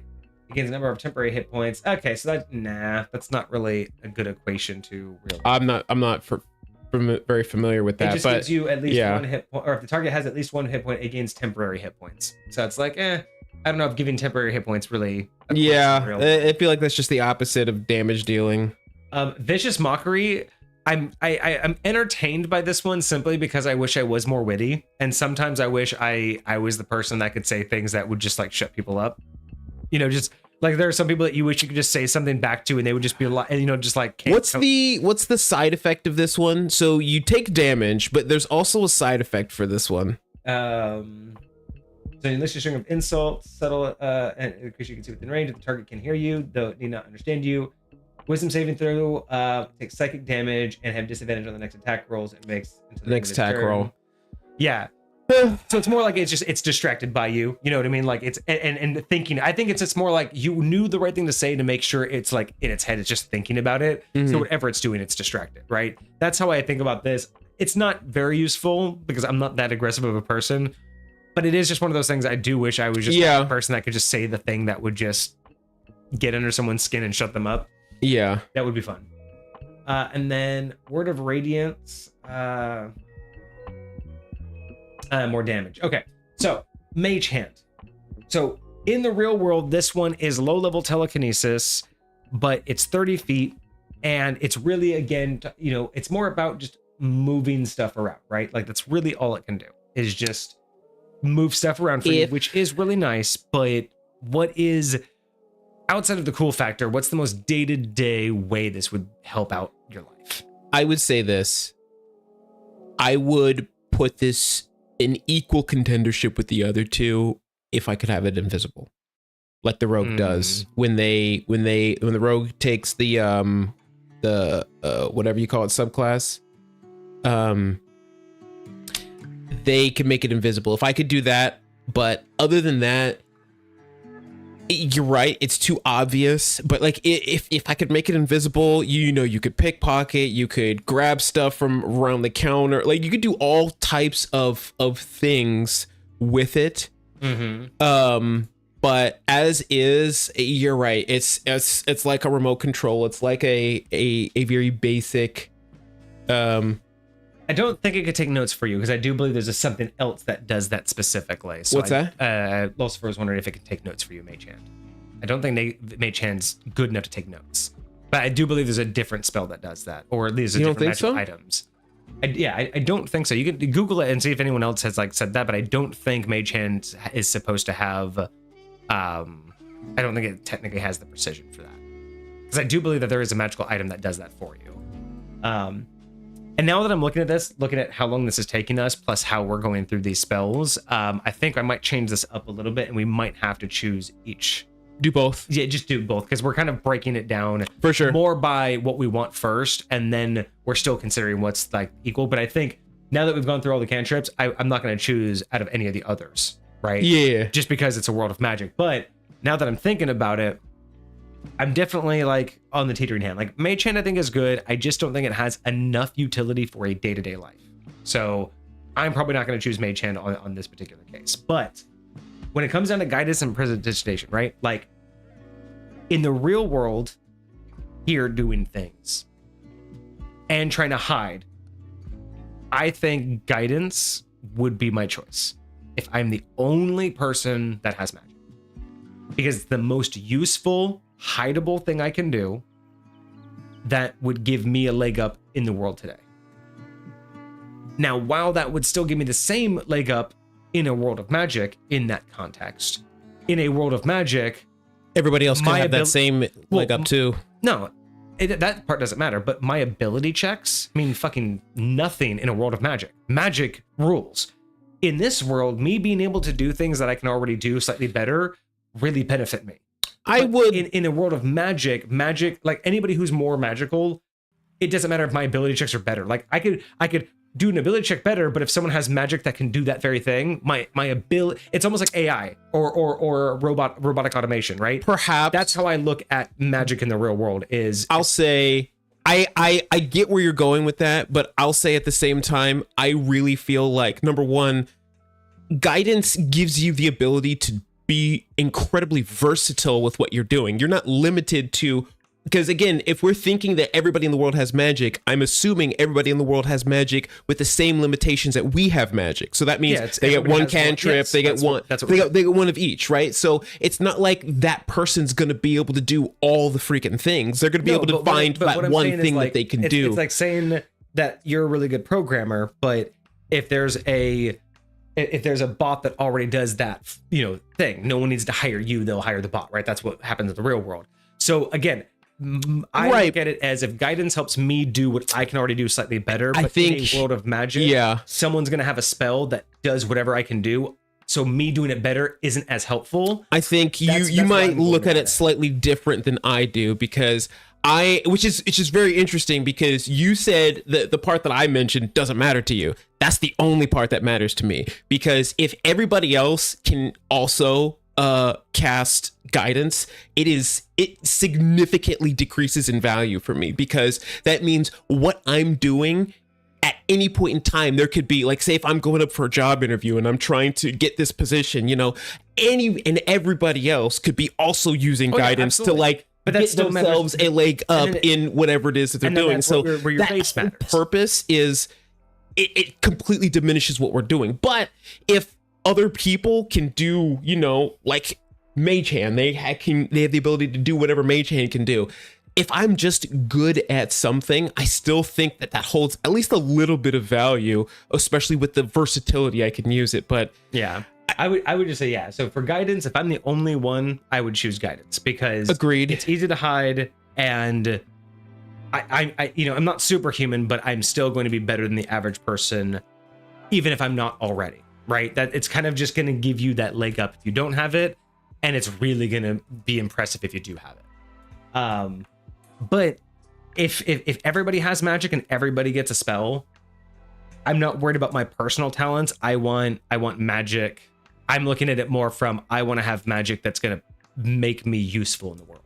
And I don't think my own abilities are going to be as useful in a world full of magic. And I think that's where I would choose Prestidigitation. Because at least with that, I could use that to, again, in a world of magic, I could use magic, I think, more productively than just whatever skills I'm born with, is how I look at it. I would want something that, again, I could be a street vendor and I could have, again, everyone could be too, but I could be a street vendor and I could sell a drink and I don't have to have equipment. I can just sell a hot and cold drink as I please. I could sell coffee on the street and I could warm the coffee as I go. I could get you iced coffee or cold coffee, right? Warm coffee right now. So it's like, that's just my mentality is I think Prestidigitation is more applicable when everyone can do magic. I feel like it puts me on more of a level playing field, wild. And guidance is more of a real world playing field. I agree, but weirdly enough, for very different reasons. I would also choose those two. I would also choose those exact two because I'm actually really close to choosing Mage Hand instead, but I'll say I feel like the versatility of Prestidigitation, you can do so much more. You have the candles, and again, candles is not going to be much because it's literally just fire. Now, I don't know if you would allow it to work on lights in this world, because again, rules is written in their world, that's their lights. Exactly. So again, the rules, that's kind of what it's meant for. I would love that because again, in the real world, when you think of Prestidigitation in a modern magical sense, you think of someone like, again, I should be able to dim the lights, right? Like I have dimmers. So why shouldn't I be able to just use my magic to? If your lights have dimmers, I feel like you should be able to do it. Yeah. So I would agree with you. Now, again, we're kind of going. We don't know, but yes, I think it should. I would like it to, but even if it didn't, I still think it holds true as the better spell. Agreed. And so I do love that we had different reasons for still playing. Very much so. It's awesome.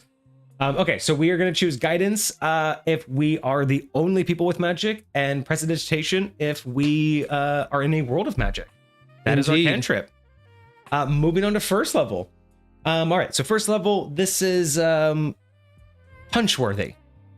This is being able to throw a punch or two at its lowest for sure. Because again, I would say inflict wounds is way more than a punch. That's not way more than a punch, but it's like it's a hard punch. I've been kicked by some almost Olympic level martial artists before. That to me is like a first level spell. You got slammed, bro.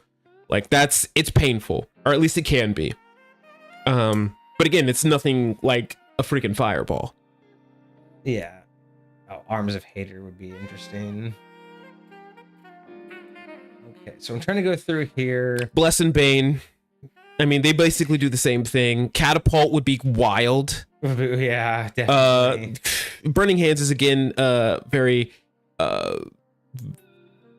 combat oriented. Chromatic Orb would just be so devastating in the real world. Command, oh my gosh.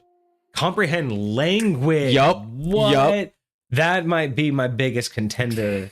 Cure Wounds, though. Cure Wounds is good. Destroy Water. Also, you haven't gotten to it yet, but obviously, Healing Word, doing it at a distance, even though it's not nearly as much. Disguise Self is wild. Distort Value would be interesting in our world. There's Dez's idea. What's that? Giving $1. Oh, yes, exactly. Exactly.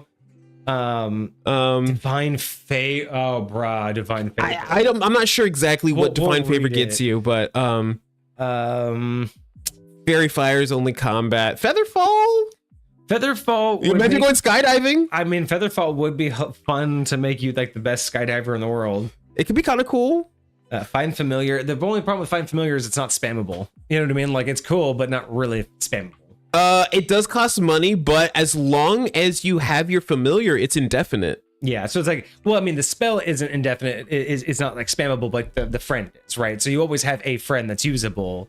Yeah. You can always call them back, but Goodberry, I mean, if you never wanted to eat again, if you just don't like eating, and you could just cast Goodberry and just stay sustained for life. Goodberry is a high contender. I think a Goodberry would be better than like Healing Word, because that'll just keep you going. A Goodberry would be better than Healing Word for yourself. For just like in a world with just you having magic, for sure. Not seeing anything here. I mean, Magic Missile is still kind of cool. Ooh, Magnify Gravity. No, I don't remember exactly what that one does. Purify Food and Drink might be interesting. Shield of Fate. I mean, again, combat-oriented ones aren't really like my big. I mean, speak with animals. Sleep would be interesting, depending upon how you defining hit points for other characters. Yeah, like someone who's already fatigued, you can just help them sleep. No, like actually, like putting people that are fully conscious unconscious. Oh, like a hypnosis, yeah. Like I mean, kind of like a hypnosis, like a from afar.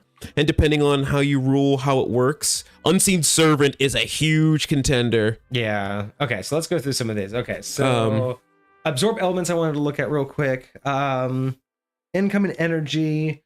So for this would be great for an electrician. You accidentally get shocked. Yeah, I mean, if you're a cook and you can just actually accidentally burn yourself, something like that. I mean, it is a reaction too. It's actually kind of one of the best ones. Is you can just not get. I hurt love by me something. No, it's not. You don't get hurt. It's you resistance to the damage, and theoretically, you can use that damage that you absorbed in your next attack. So you can literally expel some of that energy in something. So interesting, but not where I would go with it. But it is that is kind of cool. Agreed. Kind of cool. Animal friendship. So this is the one I saw before. Find Familiar, right? Because at least with animal friendship, it's kind of anything. So you can convince a beast that you mean no harm to, or that you mean it no harm. I guess it would be more good if you were like a avid backpacker. Like if you're out in the woods and you're just like, hey, whoa, bear. We're cool. You just go on. Just use this real quick and you'll be fine. Probably not as good as the Find Familiar though. Arcane weapon. I mean, although if we're saying that these kind of are, you can use it every ish minute. Imagine going out and having like a whole, because that lasts for 24 hours. You'd have a huge crew of these animal companions like rolling out. You have to find the beast. True. First. But yes, for 24 hours. Although, you could did it say it was touch? Here, I can look it up real quick. Which one was that? It's right here. Animal friendship. 30 feet. 30 feet. So you wouldn't literally have to touch. So you could get up close to like a bird. Find it. Yeah, birds you can do. But so this one would be interesting. I think this one would be very interesting in a world of magic. So tendrils of dark energy erupt from you and batter all creatures within 10 feet. So it's like in a world of magic, this could definitely be like helpful as a protective, just like get the heck away from me. Use this in a mosh pit. Yep, I wouldn't have had those issues with my lady at that concert if I had one of these. Right. So it's like it's kind of interesting. I wish it did more other than just basically give you a 10-foot protection of protection. But in a world of magic, this might be beneficial. But I think it's also easily overcome by magic. Yeah. Armor of Agathis, magical force surrounds you. I do like this one just as from a 5th edition standpoint, but yeah, not really good for like this kind of just hurts people that try to hurt you. Not perfect. So bless, here we go. So you bless up to 3 creatures. Whenever they make an attack roll or saving throw before the spell ends, they can add a d4. So it's guidance, but for attack that. So it's basically extended guidance. Specifically, does it say ability checks? No, it's just saving throws and attack rolls. So it's saving throws would be good, but again, it's not really applicable as well to the real world as much as you would think, right? You would think that this would like give you something different, but not quite. You said Bane, but I think that just says the exact. It's exact opposite too. I would say I think that would be more helpful than Bless would in the real world. Yes, yeah, because yeah, definitely between the two. I agree. Here's your catapult. I like catapult because yes, you can use it for theoretically attacking, but it is not necessarily just you just launch something however far it says it goes. I could see uses. I just don't know how, like, again, day to day or just lifestyle. You'd have to have a good lifestyle for that to work. It would be situational. Like a lot of the times you might build what you do around it. Yeah. You know what I mean? Like you very well could. So that would be one you choose if you had a certain type of career. You know what I mean? Like that's a career spell. Ceremony. I always forget what this one is. So it's a 1 hour casting time. You can marry somebody with that. Atonement. So you can bring someone's alignment back to correctness. You can make holy water.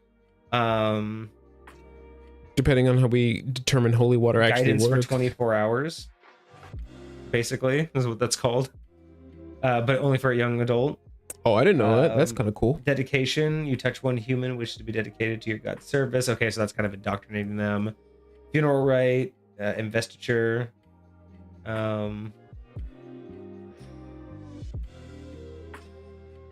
Oh, this is interesting. It wouldn't help you in this situation because it only works for a first level, and this is a first level, so you couldn't do it.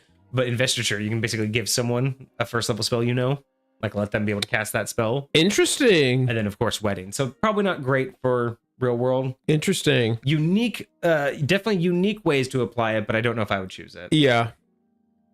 But yeah, this coming of age. So you touch one humanoid who is a young adult. For the next 24 hours, whenever the target makes an ability check, they can roll a d4 and add the number to their roll to the ability check.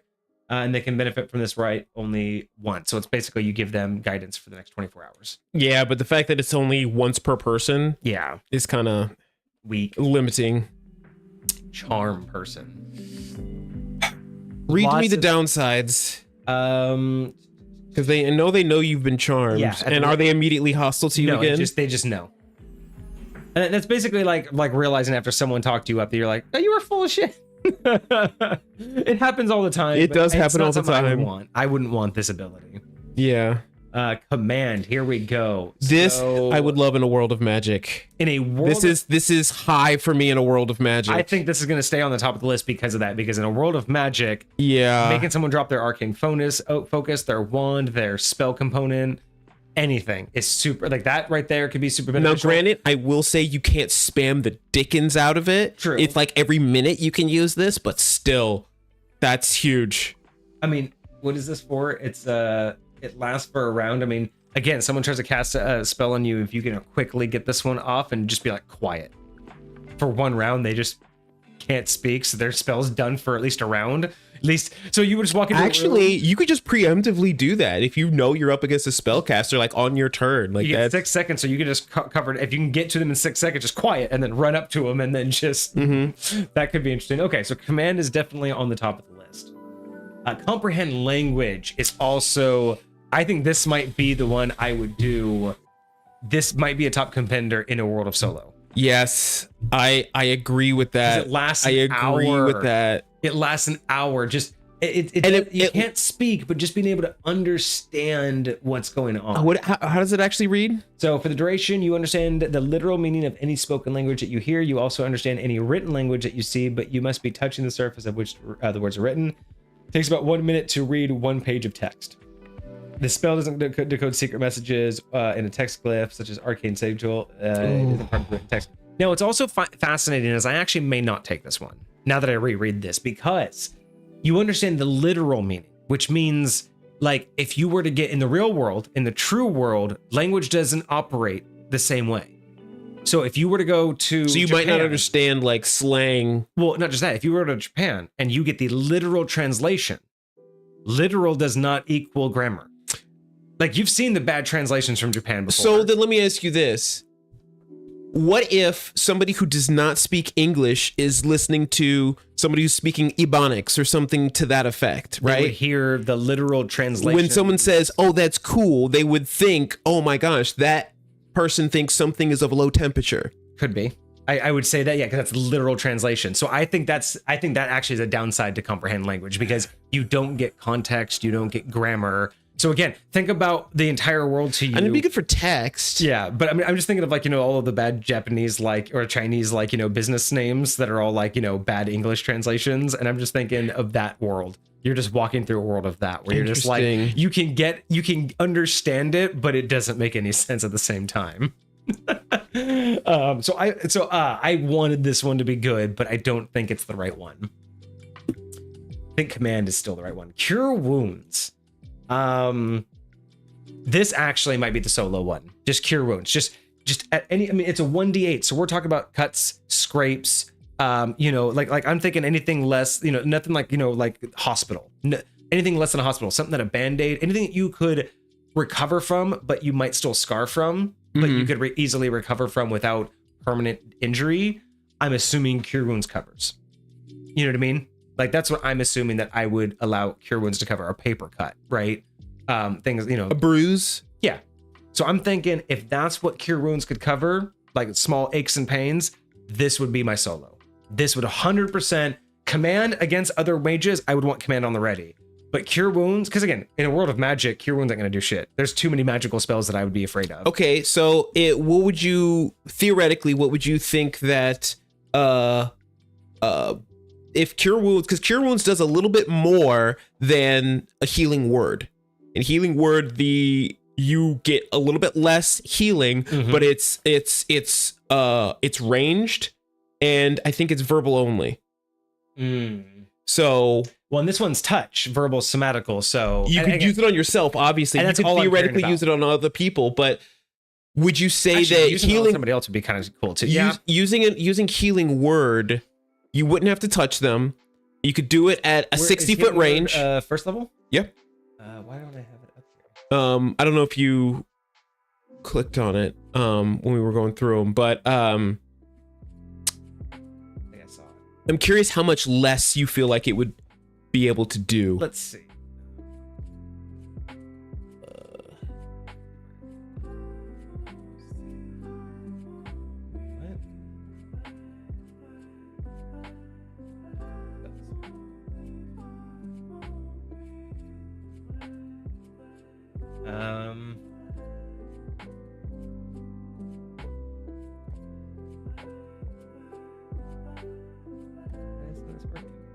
Spells?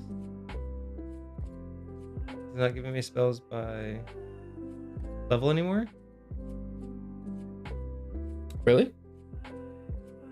I don't know why. What would that be? A wizard spell or? What's the spell we're talking about? Healing Word. Is that a cleric spell? That's a cleric spell, yeah. Or druid, either way.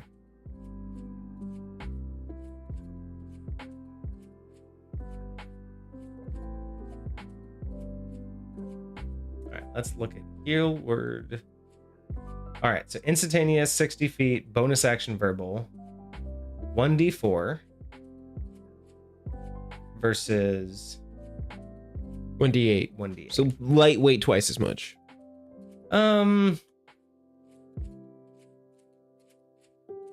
Slightly lower action economy, only verbal components. It's not like that much more valuable. It's a little bit easier to hide, and you can do it at range, but at a sacrifice of slightly less severity. Like real world, I'd want, even though it would be, again, because I'm talking about for the solo, because again, the only people I'd use this on is like me and my wife, right? So it's like, obviously she'd be fine with me doing magic, but if I have to hide it, I'd still want the one that's more substantial, because if I'm judging a D8 versus a D4, you know what I mean? That's like a paper cut versus cutting myself while I'm in the kitchen cooking dinner. So you could do a blade cut, a small blade cut, not like down to the bone. Healing Word would be like, stubbing your toe and, dulling the pain, or like, a pinprick, from like a needle. But I feel like Cure Wounds is like, it's a wound. When I think of like, Healing Word is like, oh, you're feeling a little bit bad, maybe you have a headache, maybe, again, you have like like a hangnail. Like I could see those things as healing word. It's like a healing word. It's like, here's to make you feel better. But wound, when I think of cure wound, I'm thinking like I hurt myself. That hurts. That's going to be distracting for the rest of the day. I went hiking and got a blister. That's a wound. I'm thinking I'd go that. So I would take the slightly more chance that the verbal could give me away, simply because I feel like I'd want the extra healing in the real world. Right. So that's my strongest contender for. So command is still my contender for world and magic. This is still my contender for solo. Create or destroy water. Now, this is one of those ones where it's like, it sounds so good until you realize, like, even though I go backpacking a lot, yes, that would be so great. Sometimes it's so hard to find water when I'm backpacking, but that's like 3 times a year. Again, am I busting out this thing how often for 3? It really, like I said, it goes back to like, you can choose, like, especially if you make combinations for yourself, because theoretically, as we're building these lists, you can make combos for yourself that are so valuable together. Imagine you not having to live in a house anymore. Imagine you just being able to like save all of your money from whatever it is that you're doing and just being able to live and exist out in the world. You don't have to pay for food anymore. If you got your good berry, you don't have to worry about there's different things you can go. So it's lifestyle. This is not my lifestyle. If this is not the lifestyle you're choosing, that's chill. But like, if you're upgrading it, good berry and create or destroy water, and you're just. I mean, granted, both of those are first level, so you wouldn't be able to choose both of them. But unless you think you would be allowed someone, if like, say if we're choosing second level spells, right? Say if none of them really fit the combo I'm going for, I'm just gonna choose a first level spell for my second level slot. But I'm gonna rule against it. It's fair enough. Fair enough. So create, destroy water. I think this is such a clutch one, but for my life, there's not enough utility out of it. You know what I mean? Sure. I agree. Divine favor. Until the spell ends, your weapon attack. Okay, so it's only weapons now. Find familiar.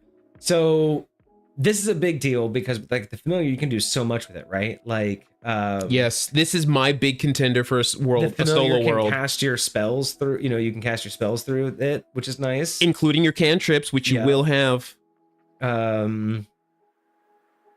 Communicating with it telepathically is really clutch because then you assume that it has a personality. Now, I don't know if you actually talk with it or if it's more communicating as in just like you can like, hey, what do you see? What's here? Like, I'm assuming it's more of a like a walkie-talkie connection than it is like a I mean, yes, like, but there's gonna mechanically that's what it's meant for. There's gonna be some emotions. There's gonna be some understanding. There's lots of role play you can use it for. So and find familiar, like that would be very easy to pass off in the real world. If you were solo, like that would be so easy to just always have a companion. Like, bro, and the fact that you could just mess with people by like blipping it away and then like blipping it back and then be like, what just happened? Like, you could give yourself away if you're not careful, but at the same time, like 100 foot of being able to hear and see, like, that's my biggest contender right now. Find familiar for a solo world. Actually, now I'm starting to wonder if find familiar would be better for the magic.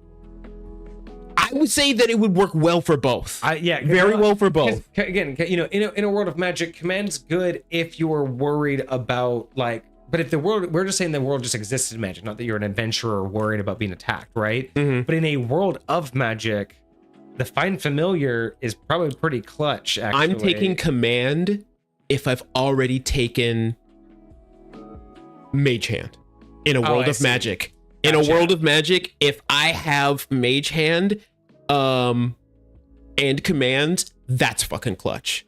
That, like, when we're talking about like building some synergy, like that's what the hell I would do. I think I would go find familiar, yeah, especially because if I had find familiar and prestidigitation, I'm setting myself up to basically be able to do a lot of things just without having to try. So I think those are, and then I'm looking at guidance and then cure wounds. Like, I'm thinking those are my two right now. Goodberry, great, again, very very lifestyle situational. Purify food and drink. Again, I really don't need this if I got Goodberry. True, if you got Goodberry, but I mean, like, either one, either a world of magic or the real world, being able to just make sure that food is not poisoned or diseased, you know what I mean? Just making sure that it's edible Sure. is super, and it's a 5-foot radius, so it's like everybody, like you could feed a whole bunch of people. So again, lifestyle choice. I don't need it, but that's a clutch one in the real world. It's being able to be like, boom, this food's all good. Let's eat up. Speak with animals. I think a lot of people would love this one, but again, other than my pets, like, I mean, it's cool. I use it with my pets all the time, but it's only for 10 minutes at a time. You know, yeah. So I would say it's not gonna. I'd be very tempted, but it's just not. You know what I mean? Like talking to my cat isn't that interesting to me. And then unseen servant. So here's your upgraded mage hand. Unseen servant. This is invisible, mindless, shapeless. This is your invisible. This is easy to hide in the real world. Medium form. Takes up an occupied space. You can mentally command the servant to move up to 15 feet to interact with an object. It can perform simple tasks that a human servant could do. Fetching, cleaning, mending, folding, lighting fires, pouring wine, serving food. I'm assuming taking notes if you're talking to it. It's basically a dictator. You know, you can self-dictate. And then once you give it to command, it performs all the tasks to the best of its abilities until the task is complete and waits for the next one. That's clutch for a real world, like being able to hide. So that one is basically, it's like for anybody in intents and purposes, if they don't see the stuff moving around, you're just talking to an AI assistant. You know what I mean? Just take this note for me. They don't have to see the thing moving.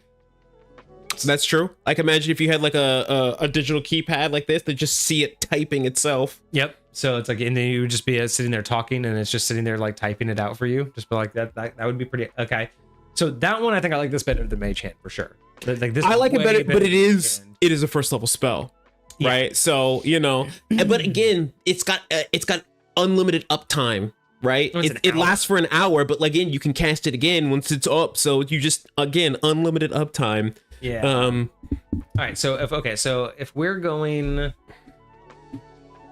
so you're taking command in a world of magic, you still think? Not necessarily. There are a couple of other ones. Unseen Servant is actually high for me in a world of magic. Yeah, I think I'm dropping command. I don't think command is good unless I'm thinking more of a D&D mindset, but if I'm thinking real world, magic or no magic, I'm not worried about command. This is not going to be on that list, but I think you should look up a spell called Silvery Barbs.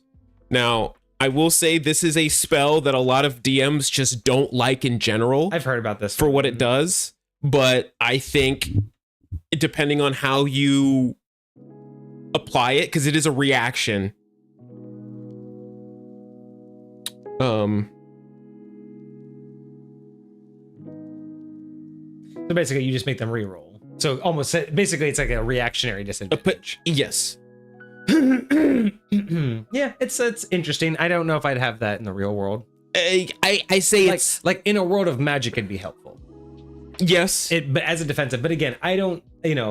From world of magic versus a world of D&D adventure, that's kind of where I'm trying to like figure out. Like I'm thinking about this world like as is, nothing's changed. People can just do magic, right? Yeah. So I do see that. That's a pretty good one though. I see why DMs don't like it. Especially like when their NPCs are doing something. So I actually have a weird one that I am also considering pretty heavily for a world of magic. Not weird, but detect magic. Okay. Yeah. Because, especially in a world where people can like put up illusions and things like that, if I have the ability to just detect magic like wherever it is, even if there's no magic items, I still think it could be crazy valuable. If somebody has disguise self up, because again, I think that's another really high one in a world of not magic, is having a disguise self up where you can just look like anybody. Now, granted, people still can investigate you to like see what's going on, but still, like infiltration wise, you could be anybody. You could claim to be like the president of whatever, and they would have no reason to think it's possible that it's not you. I mean, in a world of magic, though, I mean, in the world of you're the only one with magic. But at the same time, like just looking like someone isn't enough.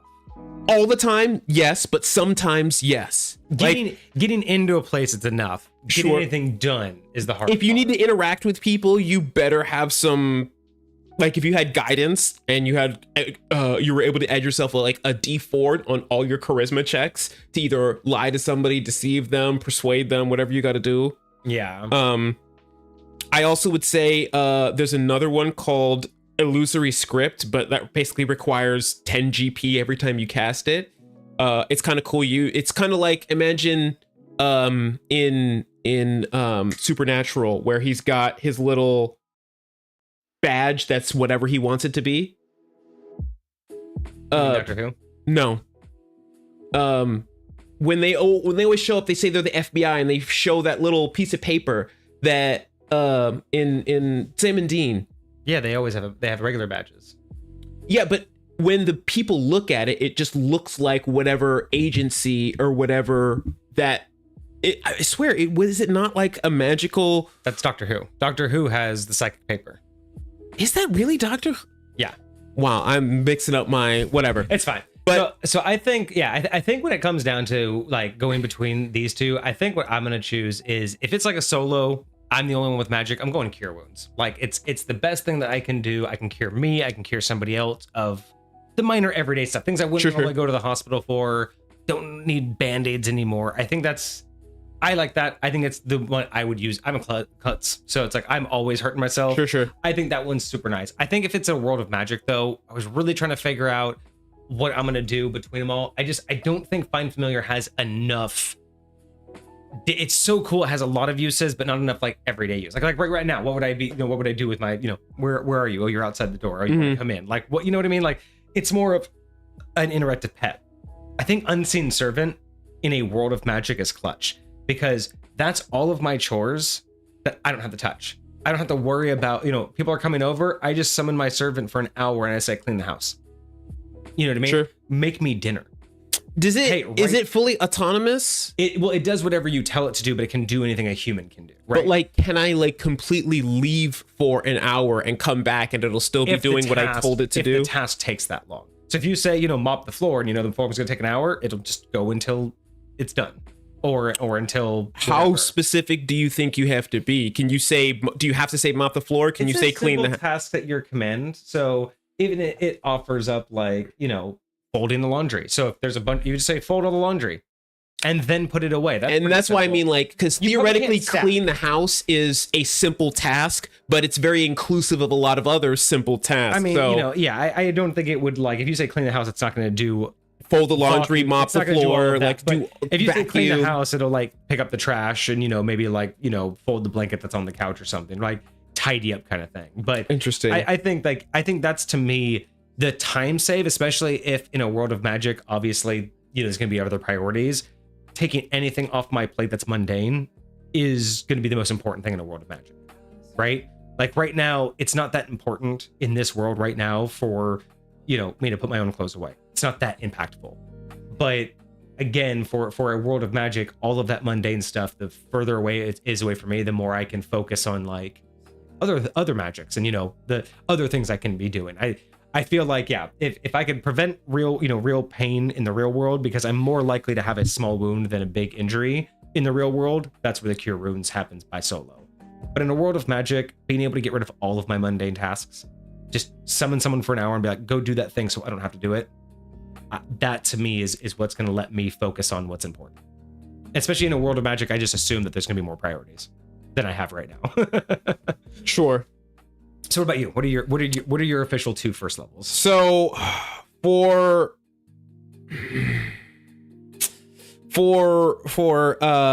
in a world where I'm the only one that has magic, I'm going to say for sure Find Familiar. I absolutely love everything that it can do. I love that I can cast my spells through it. I love that when we get to our 2nd and our 3rd level spells, I'm still going to be able to cast those ones through it, as long as I think it might be limited to a range of touch. I think it has to be a range of touch. So already I can cast guidance through it, because that's a range of touch, so, and like whatever else I get, if it has that same capabilities. So I think Find Familiar, and the fact that I'm never going to run out of it, it will cost me something. Let me make sure. Where is it? 10 GB worth of charcoal, incense, and herbs that must be consumed. Yeah, in a brass ring, so which is easy. That's are we considering 10 GP $10?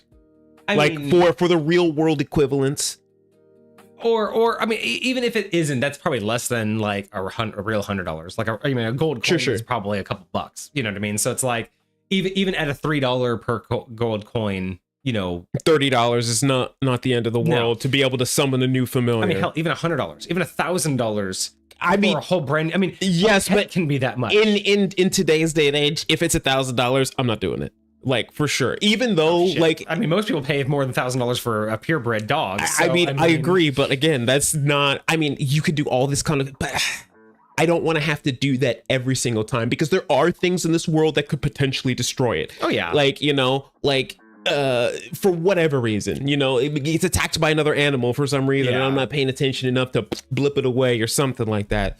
So I don't know. I like the idea at a reasonable price, because 10 GP is a reasonable price. So whatever a reasonable price is. Agreed. Because you also got to think too. I mean, if you look at a regular peasant, is anywhere between 10 and 30 gold is like a peasant's middleweight or middle class, like not rich but not poor.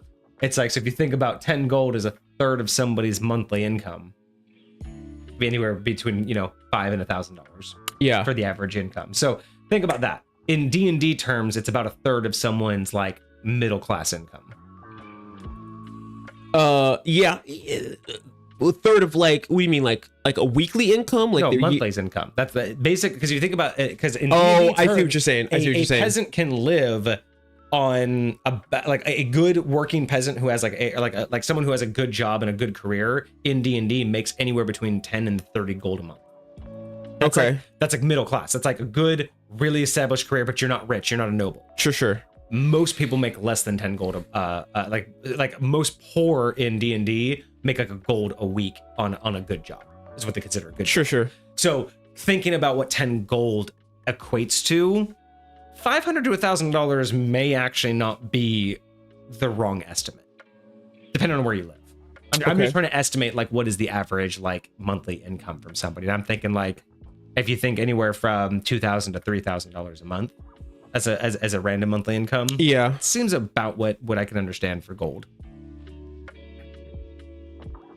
Okay, I think I have my In a World of Magic choice. I think that's on weight though. I don't think that's technical. I mean, a gold coin, I think that's more dependent upon its weight than it is its actual value. I was just looking at it. Where'd it go?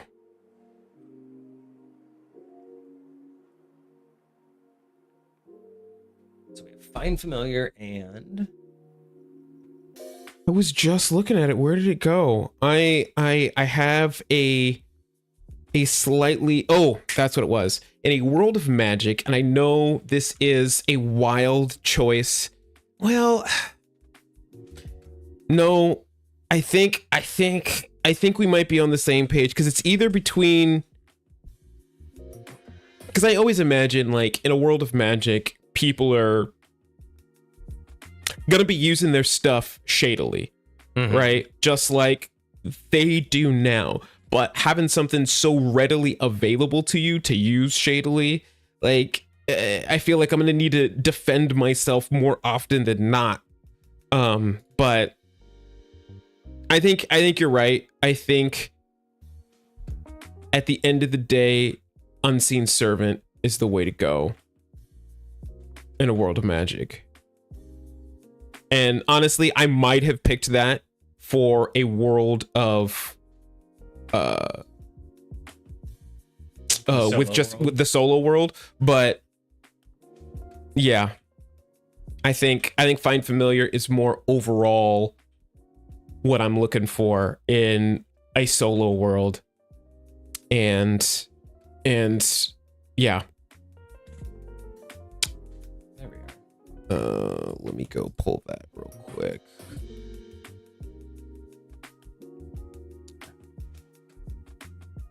All right. Okay. So that was our second. I'm just kind of pulling them off over here so we can redo those. Okay. So guidance and prestidigitation, we both agreed on those, and then cure wounds and find familiar, and then we both chose unseen servant for the magic. All right. Second level, getting through these, almost there.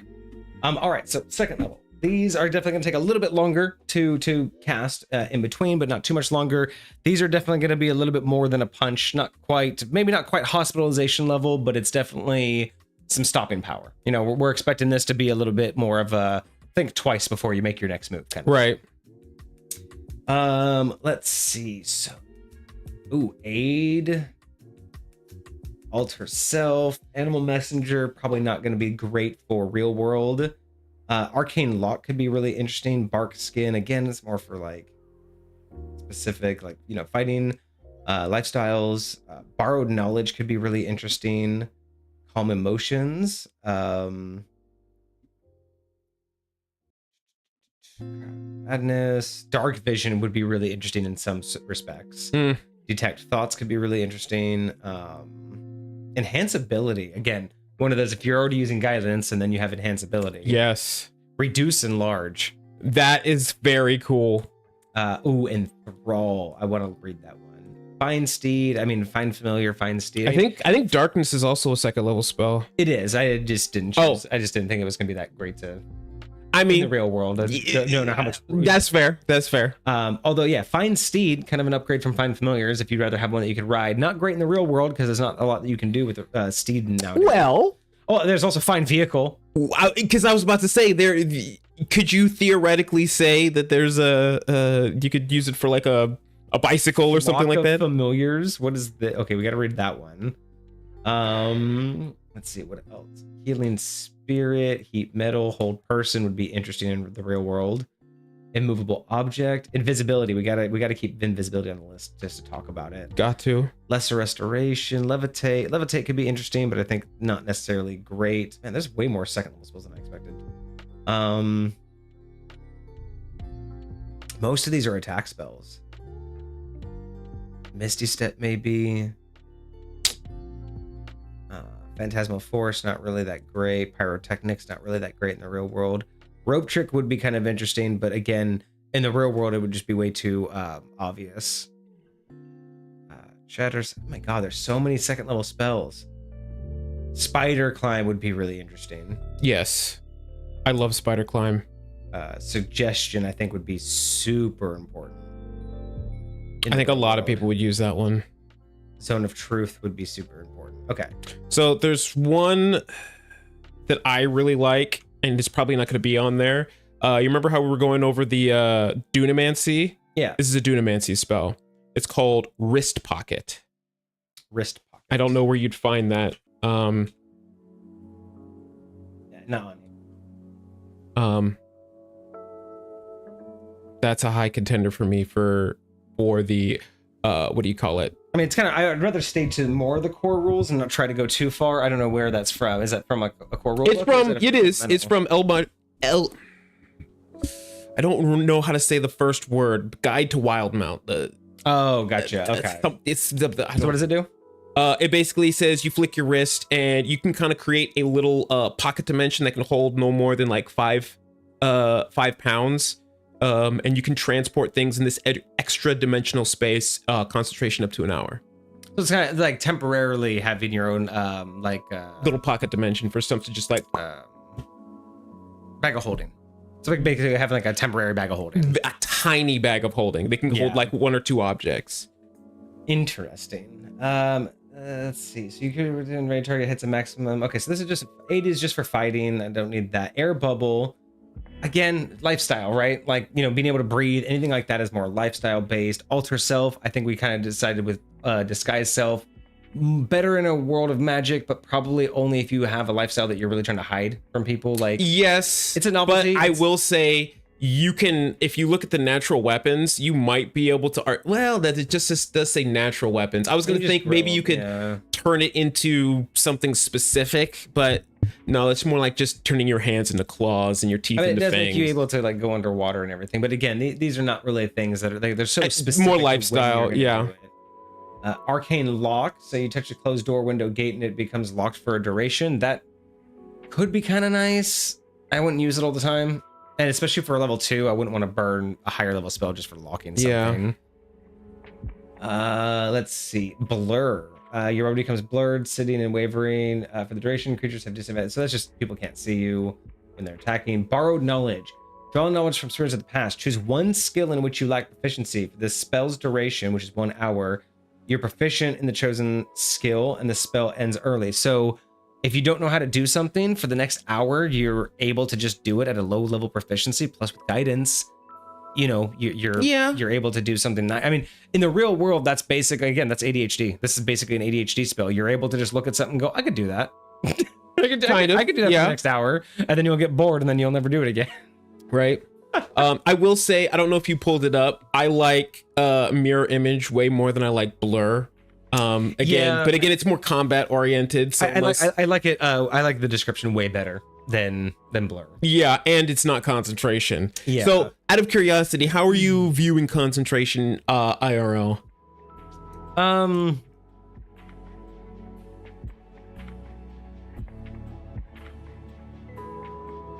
I would think kind of like how you represent it in like TV and movies, where it's like you have to be intent on like paying attention to it. Like, not that you can't do other things, but you're not going to be able to, like, I would assume that you can't do a lot of other things, right? Like, you're not going to, go do a marathon while also concentrating on the spell. Mm-hmm. Like, I kind of think it's going to be harder than we make it seem in D&D.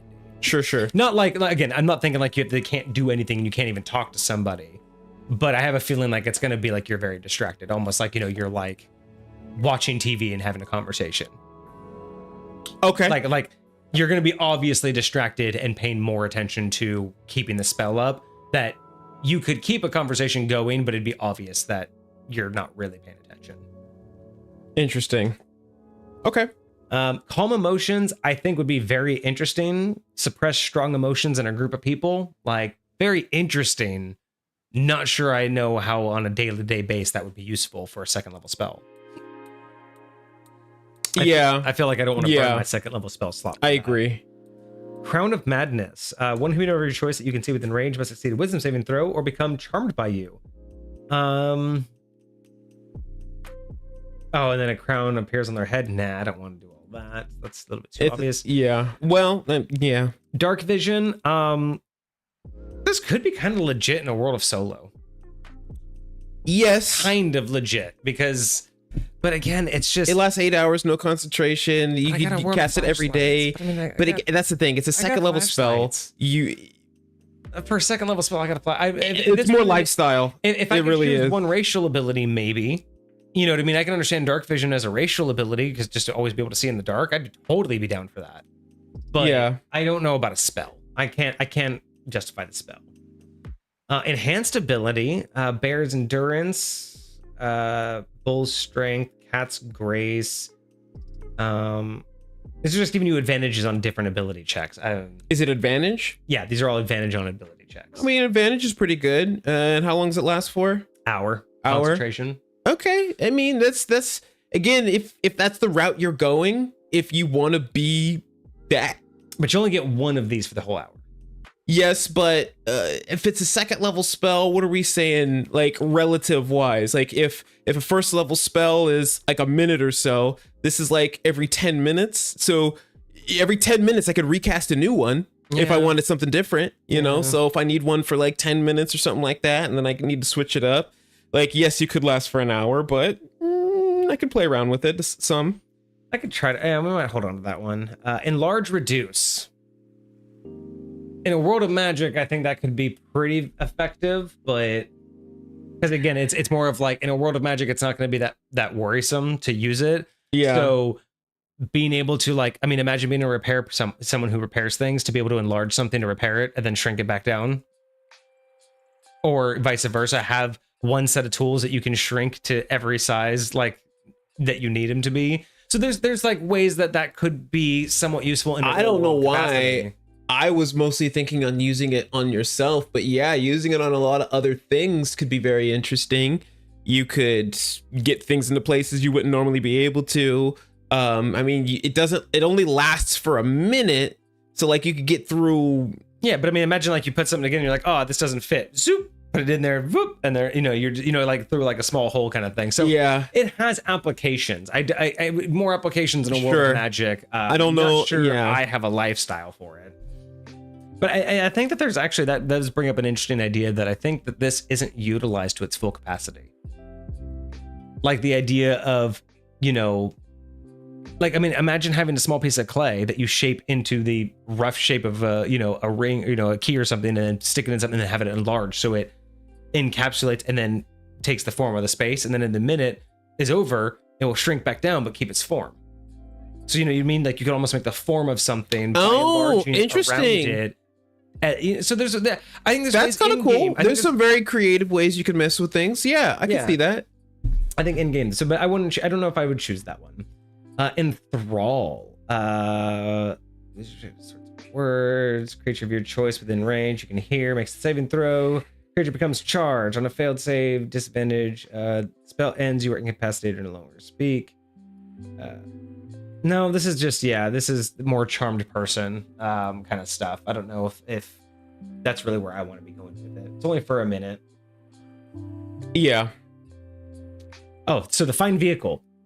So non-military. So you summon a spirit that assumes the form of a non-military land vehicle of your choice. The duration is for 8 hours and it only costs 10 minutes to cast. This might be a world of magic. Like in today's world of magic, not having to own a car, but you got to go to work. I can just summon a car, drive to work, and then desummon it. And 10 minutes later, I have another vehicle. Dude, does it say it's like illusory or anything like that? It says you summon a spirit that assumes the form of a non-vehicle or non-military vehicle appearing in an unoccupied space. So how? Vehicle has a stats, blah, blah, blah. For example, okay, so you have a supernatural bond with the conjured vehicle that allows you to drive beyond your normal ability. While driving the conjured vehicle, you're considered proficient with the vehicle of this type. If the vehicle drops, it's just a vehicle. It's just a ghost-like vehicle of your type, and you are good at driving it. This might be my world of magic in like today's world in a world magic. of magic. Okay. Because if I don't have to own a car. And imagine, like you said, if everybody has this, there's fucking environmental emissions gone.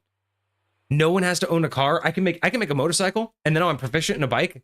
No one ever has to have a license.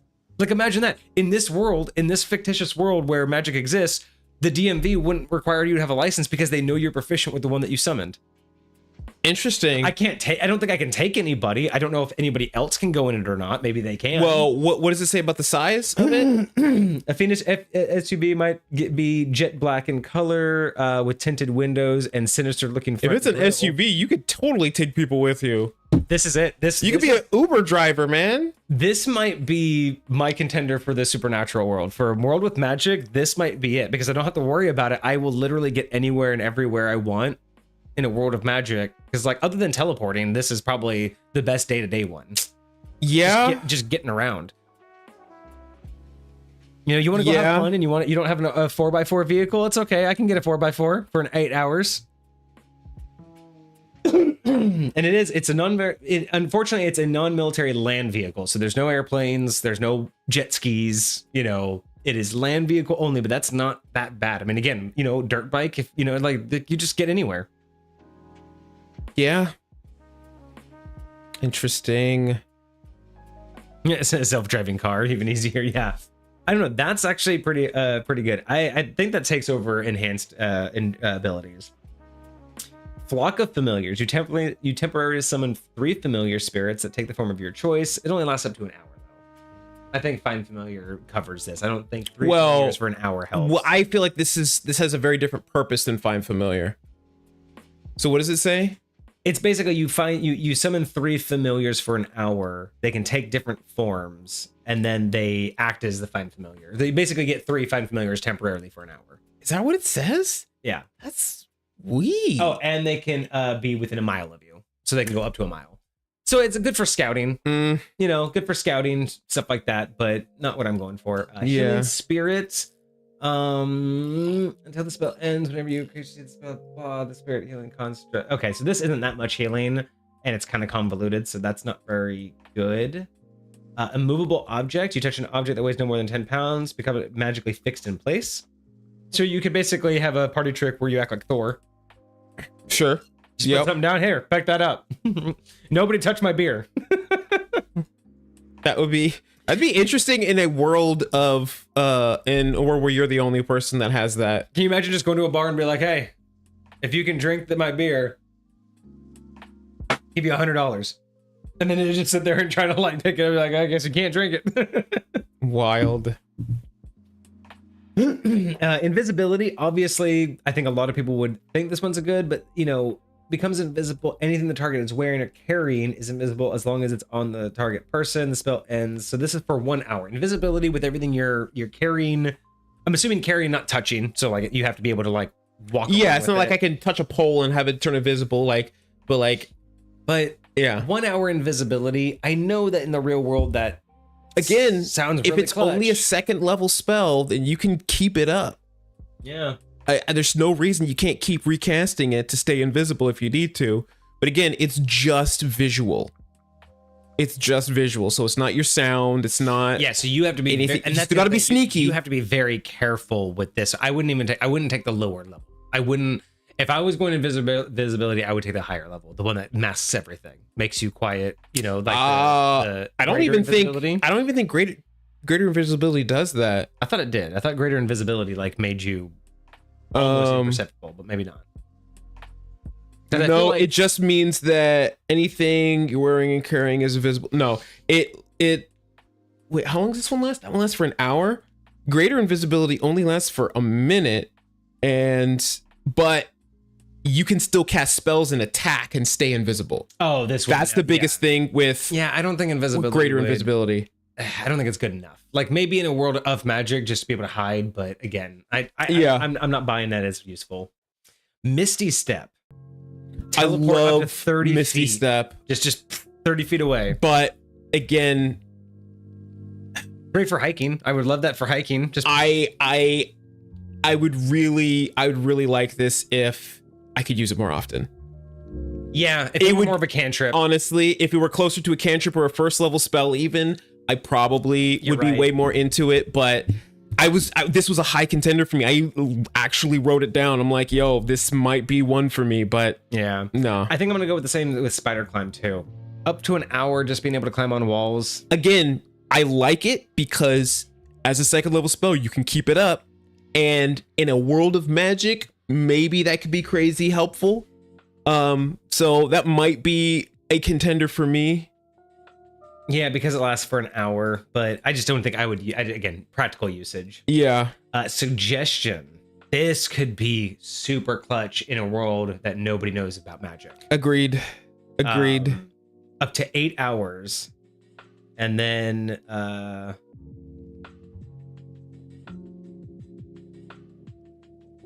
I don't think the subject knows that you did it.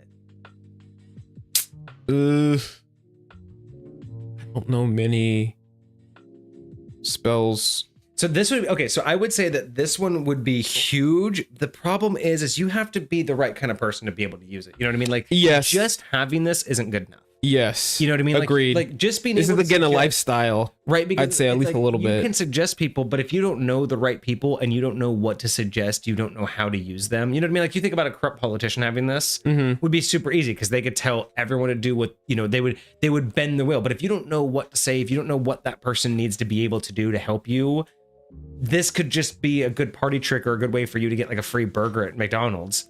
You know what I mean? Go, make my bag and leave it on the counter and then walk away. You know what I mean? Like you forgot to charge me for like there's so many ways that you can get it for yourself, but to truly use this for any real power would take a very specific type of person, which is not me. Yeah. Like I could manipulate a lot of people, but I'm not the kind of person that could like change the world because I just don't know those kind of people, nor would I know like how to manipulate them like that. Yeah.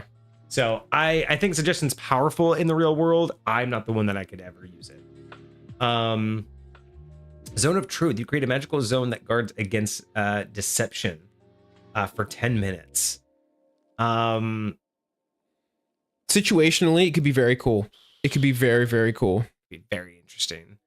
Okay, so I got to go back through these second levels because I need one for. I think I'm gonna choose find vehicle for the world of magic. Okay. If this world just suddenly as is but has magic, I'm getting rid of my vehicle. I'm having a vehicle for 8 hours of every vehicle I want.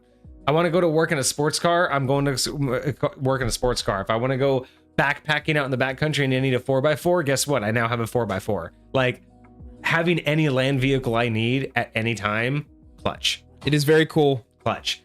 But I need one for a world that doesn't have magic, because I need something that I can hide, but something that's going to benefit me a lot. on a day. I mean, suggestion might be it. Honestly, it might be the easiest one. Again, we're talking about something that I could use every day that no one knows I have. You know what I mean? Just slight little things here and there. Like, I'll say I have a weird contender for this one. What's that? And this is specifically for me. Locate object. In a world without magic. Is locate object not on this list? Why isn't locate object? Oh, there. Locate object. There we go. Yeah, locate object. I really, really like that for a world without magic, where it's just familiar to you. But within like within 1,000 feet. Okay. It can be general. So like if I'm in my house and I'm like remote, the nearest remote to me. Like, or if I'm like, hey, I don't know where I put this in my specific house, or like, hey, if I'm in the store and I want to go find something, boom, where's the paper towels? Like I can think of so many practical uses. I don't know. It says that it's familiar to you. I've always read that it has to be like personal. You can't just go into a grocery store and get an item. But it's not a specific item. It is a general item. So it's like, I don't know. It says, it says describe or name an object that's familiar to you. I don't think that means generic. I wouldn't call that generic. I don't think you can go into a grocery store and say paper towel. I think it's more of a like, where are my keys? Where is my phone? Where's my laptop? I don't think you can walk into a store and say black shoes. Based on what I'm reading right here, I would check how a lot of DMs rule that. And it says an object that's familiar to you. Familiar means like you know about it. It's yours. I hear how you're reading that, but I don't think that's how a lot of people, because that's definitely not how I read that. I think that's how it's intended. I would check, because familiar has check the Crawford ruling. Find familiar is something that's but familiar is a completely different term. Like familiar is a type of creature, like a witch is familiar. But a generic object isn't familiar to you. Paper towels aren't familiar to you. I would disagree with that statement. I would 100% disagree with that statement. Yeah, I still think though that this is probably the best option for, even outside of suggestion, I still think this is the best option for real world, just because just being able to never have to worry about organization again. Like, literally not having to truly worry about, or like you can just have a giant, you can just have stuff in any drawer in your house, but you'll always know where it is. You know what I mean? Like you don't actually have to worry about like this drawer is for this stuff. You can just throw everything and everything. Do me a favor, there should be a second paragraph in there. Spell can locate a specific object known to you as long as you have seen it up close within 30 feet at least once. Alternatively, the spell can locate the nearest object of a particular kind. That's what I'm talking about. Kind of apparel, jewelry, furniture, tool, or weapon. Okay. That's exactly what I'm talking about. Interesting. That's exactly what I'm talking. So you have both options. I actually don't like that. I don't like how that reads, because this goes into what I've talked about before, where now this is implying magic is intelligent, and that's what I don't like about it. How so? Because I can understand the familiarity part, right? But like an object that you're not familiar with, like has no connection to you, you don't have like any residue on it. You're basically saying like, again, I walk into a store, I want paper towels. You're telling the magic. What would you say about locate creature then? Isn't that exactly what locate creature does? I don't know. I haven't read it. I don't know. I feel like we've talked about like giving magic intelligence. I feel like the idea behind it, I feel like giving it just a generic object, I don't like. Personally, I don't like the idea that it should be smart enough to understand what a generic object is. I think it's more like, okay, if I put into my mind what I'm envisioning you searching out in the world around me, if I use my mind to be like, okay, a fork is a thing with like, no, I get two, like I feel like it's easy enough for me to. I don't think. And I've never liked anything that gives magic intelligence. Again, I disagree that that's intelligence. I feel like that's the user saying this picture is what I'm looking for. Just like if I were to say, I get you. I get your. I image, just don't. I don't. That's why I disagree. That's not intelligence. That's the caster's intent. But again, you're not looking for anything that you know of. You just have an idea of something, and the magic has to find it. The magic has to figure out that this is the closest item that you want. To me, it's a little bit further beyond what I would want magic to do personally. It's not, that's a level beyond what I would prefer magic do. But it's still the best option for a world without magic. Like if you're the only person, this is even better, because again, being able to just be generic, again, that's too easy. It makes so many things way too easy. Being able to just have a genericness to it in the real world. I mean, again, being able to walk into anywhere and find something that you're I don't know. There's a lot more going on with that one. So that one has to beat out suggestion. You know what I mean? Like suggestion would have someone tell you where something is. You don't have to. You just, as long as you're within, near as long as you know what you're looking for. I mean, hell, that would even just get you, like, you walk past a building, you can just judge, like, I'm looking for money, and just walk past a building until it pings. And you're like, oh, this is the room with all the money in it. Like, you know what I mean? Like, there's a lot more going on with that spell. So yeah, so I would have to say locate object for a world without magic, and I'm going with locate vehicle for a world with magic. Because I think I just think that there's too much versatility in that. Because again, the same thing with Steed, but in the real world, if we had magic and nobody batted an eye, I just think that would be so great. I wouldn't have to worry about my, carbon footprint. I wouldn't have to worry about the environment. So I can go anywhere I want. It might, not water. I want to create this like side list for myself because I keep doing this. Last time I was like, if I had Mage Hand, I would totally choose Catapult. Yeah.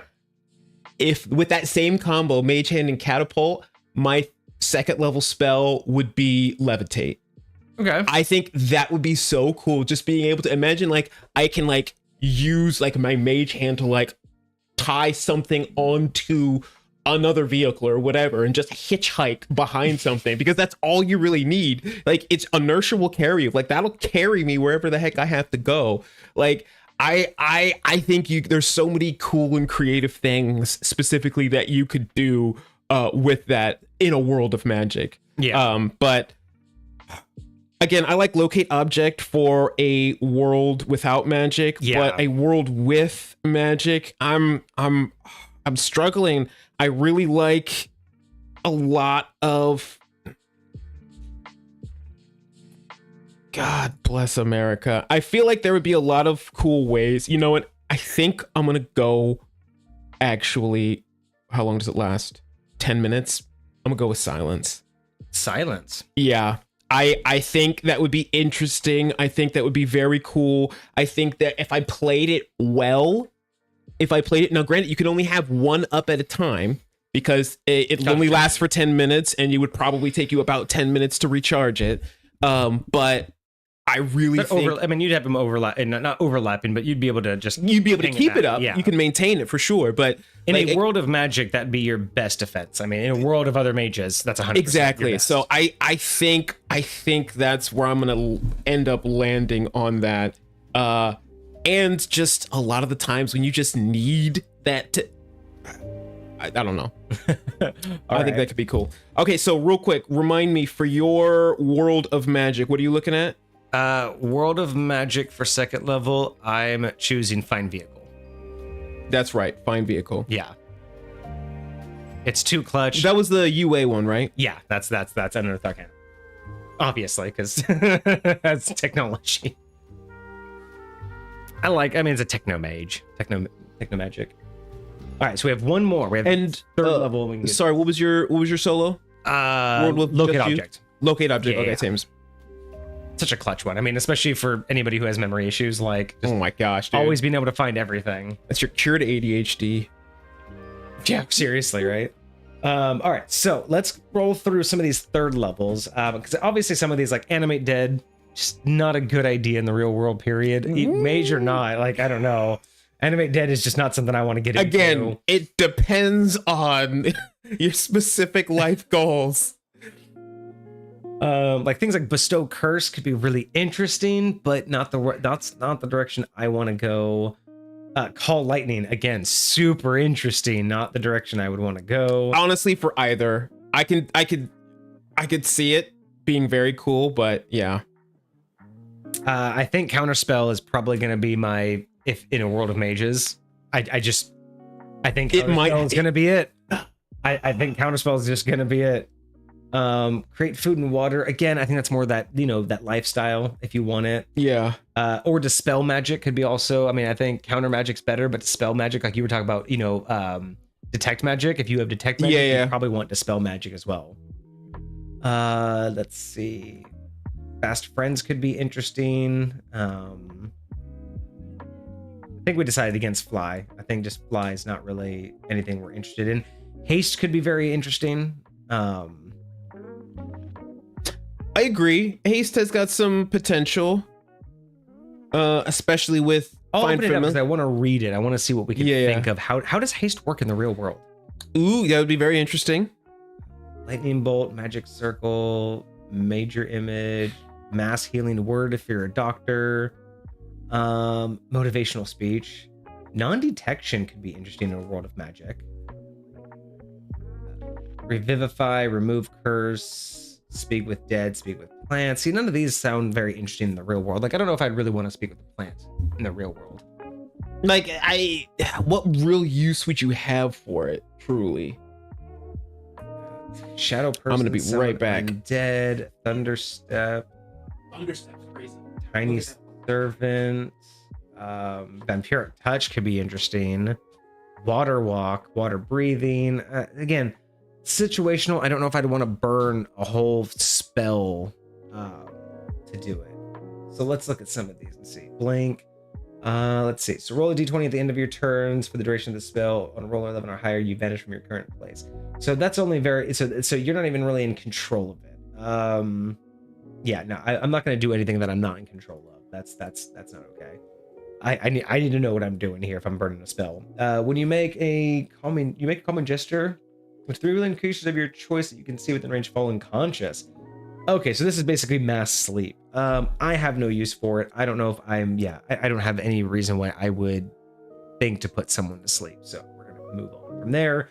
Maybe if I was a babysitter, that would be fine, but no. This is gonna be a huge contender for the real world no magic. It's clairvoyance. Actually, yeah, either one, but clairvoyance could be really good. Invisible sensory range in a location familiar to you. And then you basically can see and hear from that location, which is great. Or seeing or hearing. Now, so one or the other, which is really interesting. No, actually, now that I'm thinking about it, being able to see or hear somewhere that I've been before, I don't really know if that's going to be that big of a deal. I don't know. I will take a look at tongues at the end there. All right. Conjure animal would be kind of interesting. Conjuring animal up to an hour. Really interesting. It's not just one. Like, you can have a pack. Or eight C4 or eight quarter CRs or 1 2 CR. Maybe in a world of magic. That's what I'm kind of thinking. Maybe to help like protect, but it's even still. I'm an animal lover. I wouldn't want to have to, summon animals and then have to go right. away. Like, but you just got here. Don't leave me. I'm counterspell, man. I think counterspell might have to be on my list. Daylight's not good enough. So I dispel magic. It's super much of a contender because it's like, counterspell is nice if you think that you're going to be, in a world of magic. Counterspell is nice if you think it's going to be a hostile world of magic. Sure. But if it's like just like this day to day, where magic's just part of our normal life, but things could happen, I feel like maybe dispel magic is better, right? Like, it's going to be the things that are going to be like, What's the range on that? 120 feet? 120 feet. And what does it say for its scope? Like, any creature, object, or magical effect within range. Magical effect. So you could target silence, you could target darkness, you could target all of these things and just be I kind of would rather know what I'm taking down instead of counterspell, which is just, you have to really know someone's attacking you. Whereas dispel magic, in a world of magic, you're more likely to run across things that are already having a magical effect, right? Taking down a ward or something like that. So maybe I think dispel magic, I would say non-combative, dispel magic's more better. If it were less expensive, glyph of warding would be high on my list. Yeah, that is 200 gold piece every time you want to use it, and it's a level 3 spell, so it's like so we're talking about like half an hour, maybe an hour, but again, doing that many times in a day, but it is the cost. Yeah, I can't afford that. I cannot afford that. Yeah, so in a non-combative world, I think dispel magic's better than counterspell, because counterspell really requires you to be like in there. I would agree. Fast friends, basically like an enhanced charm person.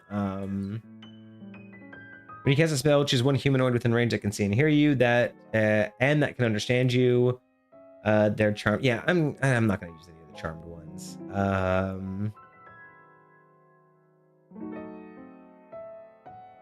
House of Cards sounds interesting, but I don't see any practical use for it. What is that? It's called House of Cards. That one I'm not familiar with. It's that's why it's UA. Yeah, you like basically make a structure of cards. The House of Cards is square base of 30. The second floor is 20 feet. Each card comprises the house is 5 feet. So you literally just summon a House of Cards. Did you look at Leoman's Tiny Hut? Because that one's a really good one. On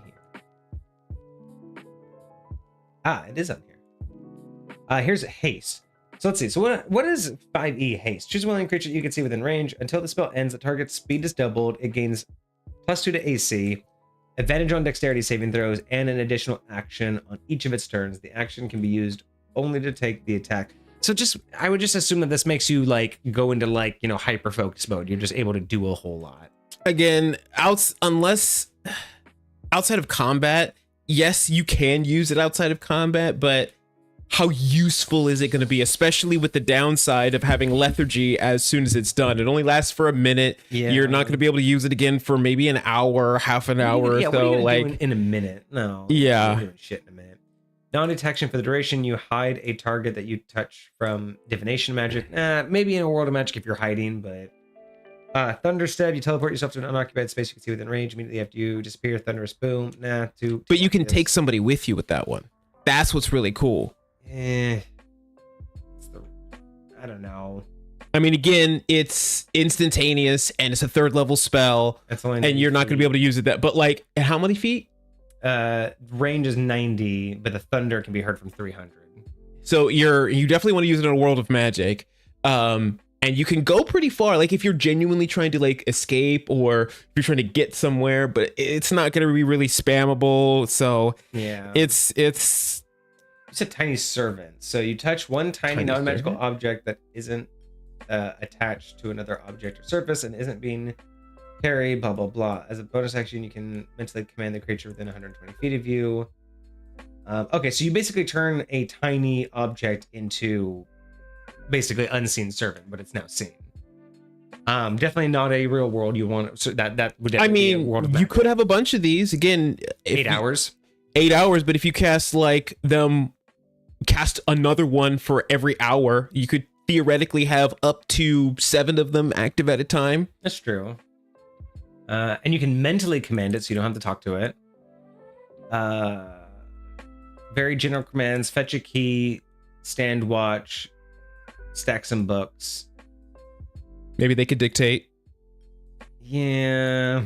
Again, not what I would do. Yeah. I don't think I'd have enough uses for it. Water Walk was a really interesting one in the real world. Water Walk would be very cool, but again, what are you ultimately going to use it for? I have no idea. It just would be really cool. I'm curious. Cool. I'm curious what something like that would look like. Imagine if you were like going boating and you were on one of those like inner tubes and you got flung off of it. Mm-hmm. Because I know what it's like getting like thrown across that water and like how it can feel like concrete. But imagine if you can't sink in it. Yeah, and you just keep on skidding. And I'm like, that would, I don't know. I feel like that would be wild. Water breathing. Again, really cool situational. Don't think I'd burn my level 3. I don't think it's usable enough to warrant my level 3. Tongues. This one was given to us in chat. This spell grants the creature you touch the ability to understand any spoken language it hears. Moreover, when the target speaks, any creature that knows at least one language can hear the target and understand what it says. That's clutch. That right there might be the non-magical world.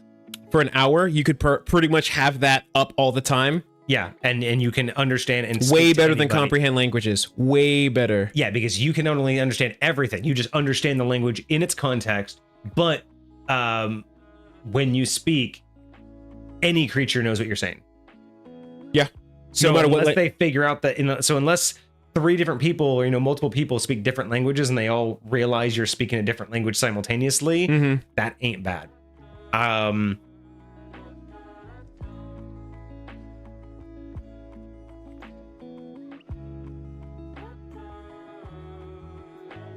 Yeah. All right. Tongues is definitely on the top for non-magical world. Dispel magic, probably on the top for magic world. And then Lehman's Tiny Hut. 10-foot radius, immovable dome springs into existence. 9 creatures of medium or small can go in the dome with you. Within the dome, cast spells, move freely. Other creatures and objects barred from passing through. It's not really a shelter more as it is a protective barrier. You know what I mean? Like I would want the. It doesn't protect you from the elements or anything like that.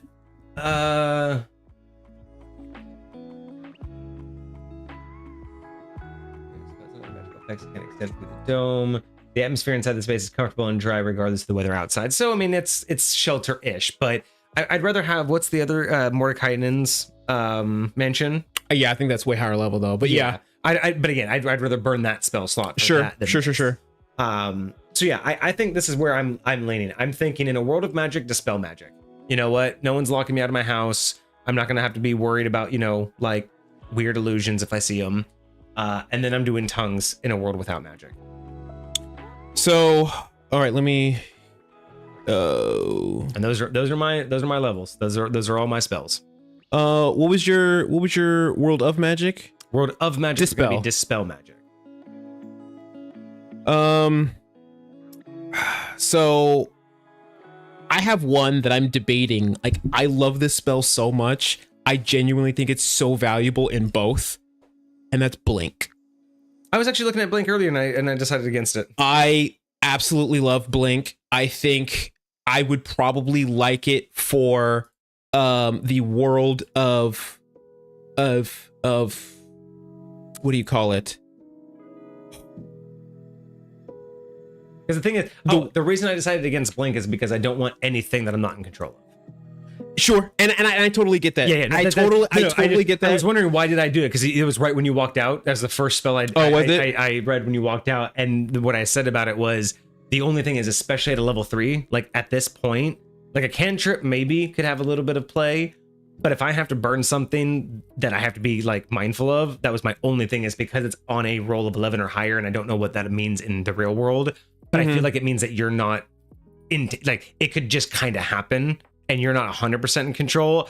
It's literally a 50-50 chance. And that's what turned me off. Because I'm like, if I'm gonna be casting magic, I want to know what's happening. So sorry, continue. But I'm curious why you want it. Why you want it? Because I feel like I think, to me, like, again, I can do so much with it. Like, theoretically, the way that it reads, I could disappear, move 10 feet, even if there's a wall there, like I could go to the other side. Like there's so many practical ways that I could use this spell. Now again, the only thing is it only lasts for a minute, and I would only get to be able to use it like roughly every hour, so that's my biggest drawback of it. But especially in a world of magic, or even in a world, that's the thing, I love it in both because you could do so many different things with it. I think in a world without magic, it's risky just because of the. Again, if you're trying to use it like actively, like around people, yes. Yeah. But like if I'm using it in like specific pointed situations to like accomplish a task, like I feel like it's risky because, like you said, it's 50-50. I feel like I'd rather have I'd rather wait for a teleportation spell, like Dimension Door. Yeah. Just because I know it's gonna work. That's my only hesitation. Is I love the idea of being able to blink, but the fact that I can't guarantee it. Yeah, I would be, especially in a world without magic, I'd be way more hesitant to do something that I wasn't guaranteed to do.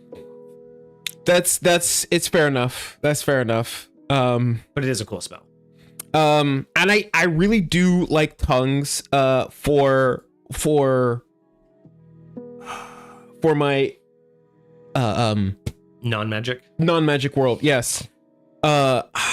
It's definitely the most versatile, and just the one that it's the one that nobody would question. You could just literally like walk into, like you could take all your friends out to a restaurant and just turn it on and then just order, like, yeah. Because that's the funny thing is, well, because that's I think it breeds so much. Actually, that's actually interesting. No, you actually couldn't show off. You could never show off doing this. Not to other people. Like, I wouldn't be able to use tongues and show off to you at a restaurant. True. Because you would just hear me, and everybody around me would just hear me in whatever language they heard me in. And therefore, even if I'm at a Thai restaurant, but if the person is Chinese, they'd hear me order Thai food in Chinese. So realistically, tongues would only work to the person I'm speaking to. It has nothing to do with anybody else. But still, it's more about not so much the speaking. I would use it more for the listening. Just more for being able to know. I would use it for that, but I would also use it in like if I ever want to go to another country, if I want to ever develop a relationship with like anybody, like language is no longer ever going to be a barrier for me. The travel is real. Like that's the 100% where you're going to use it the most. That to me is just phenomenal because I know how much people struggle when it comes to communication just anyways, and anything that helps to like reduce that barrier for me, I think is something that is just invaluable. Oh man, you'd never have to worry about movie subtitles ever again. Yep. Oh my gosh. Just as an action once per hour. Although here's the deal, just like restart. Even when it's in English, I still like the subtitle. Like I'm like, for real. I still, that's again a more ADHD thing, but still. When's it last? I wish I could filter these by how long they last for.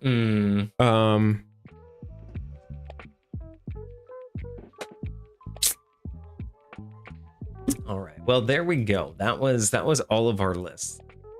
That was actually really fun. I'm really curious to see what we'll do with the next one. Yeah. I don't know if we'll do it next week or the week after, but we'll definitely have to go for the next set of 5, 6, and 7. Yeah.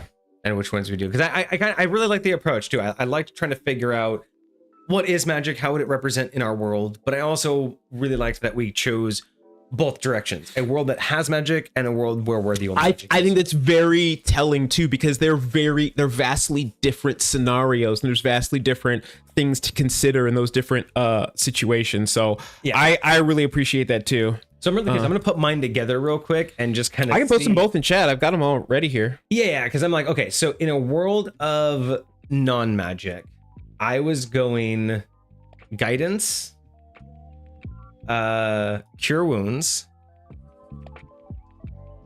locate object, and tongues. You know what's funny? In that entire list, we only have one that's different. Yeah. So in that entire list, it's just cure wounds versus find familiar. That's it. So yeah, so this is my list. If the world did not have magic and I was just suddenly bestowed with one of each spell and nothing else, and no one else had it, guidance, cure wounds, locate objects, and tongues. And I would honestly say, even, you know what's cool about that? Like, even with tongues is a touch spell. So theoretically, you could have it on yourself. And then if you wanted to show off to one of your friends, you could touch them and then they would be able to understand any language that's spoken to them as well. Yeah. And so you could interact with them and be like, hey, man, look, we can go and travel and we can do this stuff and we can see all these. So I don't know. I think that's so wild. I love it. And then for if this was a magic world, if today's world were exactly like today, I can think of what was that show on Netflix, that movie on Netflix with Will Smith? Oh, Bright? Yeah. So yeah. Bright. It's today's world, but magic has always existed. That's gonna be prestidigitation. Yep. Unseen servant for me. Find familiar for you. Nope. Unseen servant for me. Or unseen servant. Because find familiar is my first my world without magic one. Oh, that's right. That's when we yeah. So unseen servant for you, find vehicle for me. That's the difference. Yeah, but find vehicle and I have silence for second level. Oh, I have these all out of order. That's why. Okay. So yeah, so prestidigitation. Same. And unseen servant is also the same. Yes. Then it was unseen servant. I had find vehicle. You had silence. Yep. And then we both chose dispel magic. I don't think I chose Dispel Magic. Or I chose Dispel Magic for third level. I thus far I've chosen Blink. That's up for change. That's up for change. So I think those are pretty good. I don't know if you want to put those in chat or if we just want to put those in the Discord. But either way, if anyone wants to know, I'll sling those in the Discord. Awesome. Yeah. Excellent. Well, that is going to be for today. That was a really fun little weird stream. That's, right. Probably not everybody's favorite topic, but that was kind of fun to go. No, it was very cool. And I think, I hope chat got to participate a little bit with us, I mean, Des was constantly in there, so that's great. Right. So yeah, that was kind of fun. I think that's gonna be us for today. We'll go ahead and post that in the Discord. Link is in chat for anybody not part of the Discord. What is our item for Monday? Our item for Monday, let's take a gander here. I was just looking at that actually. We have I've been watching Demon Slayer, so I want to say Hashira, but it is a race by Marty the Fearless. We did one of his last time, which was, I believe, was it the bug people? Or was it the lizard people? It was the multiple sub races, right? Yes. Yeah. And we're doing the second one in that series. Yeah. So what was that? Was that the insect one? We did the reptilian. The reptilian one. Okay. So okay, that's right, because we did have the chameleon in there. Yes. So now we're doing the insect. Now we're doing the insect one. Awesome. Okay. Yes. That's Monday the plan. we will be doing a series, a group collection of sub races for an insectoid race. So join us on that. What do you guys want? Any new homebrew? We always want new homebrew. We always need all the homebrew, please and thank you. If you have it, send it. Honestly, though, if we had to choose, we have been so inundated with subclasses for months. Anything that's not a subclass, really. Like, not that we don't want subclasses. It's just that if you're asking our preference, yeah, we've done so many subclasses. We would love to see other stuff. Spells. We love looking over spell lists. Spells. Weapons. We haven't seen weapons or items in a while. I would say Cosmic's doing all right with weapons and items, but again, that's only Cosmic, right? So it's like we get to see his when his come in. You know, his next one's going to be a re-review of one of his old items. Oh yeah, that's going to happen soon too. Yep. All right, excellent. Well, I hope you guys enjoyed the stream. I hope you guys had a fantastic week. I hope you guys have a fantastic weekend ahead of you. This weekend, you guys may or may not see me pop on and off. Don't worry about that. Just some testing that I may be doing with with some of my subs this weekend, trying to get some final things going. Plans either for next month, next year. I'm not sure when all will actually start, but I'm still very excited for that. Yeah, I'm trying to get some expansions done on the stream. I've gotten some admin stuff done on my side, and then hopefully this weekend I will get a couple of my scenes fixed. And then I want to start looking into going live on YouTube Vertical and TikTok as well. Okay. To keep expanding. So I'm going to be doing a bunch of testing for that. Really hard to do? No. Okay. I just have to get it all set up. And that's probably what I'm going to be doing Sunday. Got you. Testing all of that. So, yep. If you guys are a sub, you guys can join me with that. I'll be doing some like sub only chats to help me out, just with some behind the scenes stuff before Monday stream. Otherwise, yeah, business as usual. Hope you guys enjoyed everything. I hope you guys have a good weekend ahead of you guys. I don't think we have any other updates. That's pretty good. Yeah, I think we did great. Have a good weekend, guys. Cheers. This is my friends.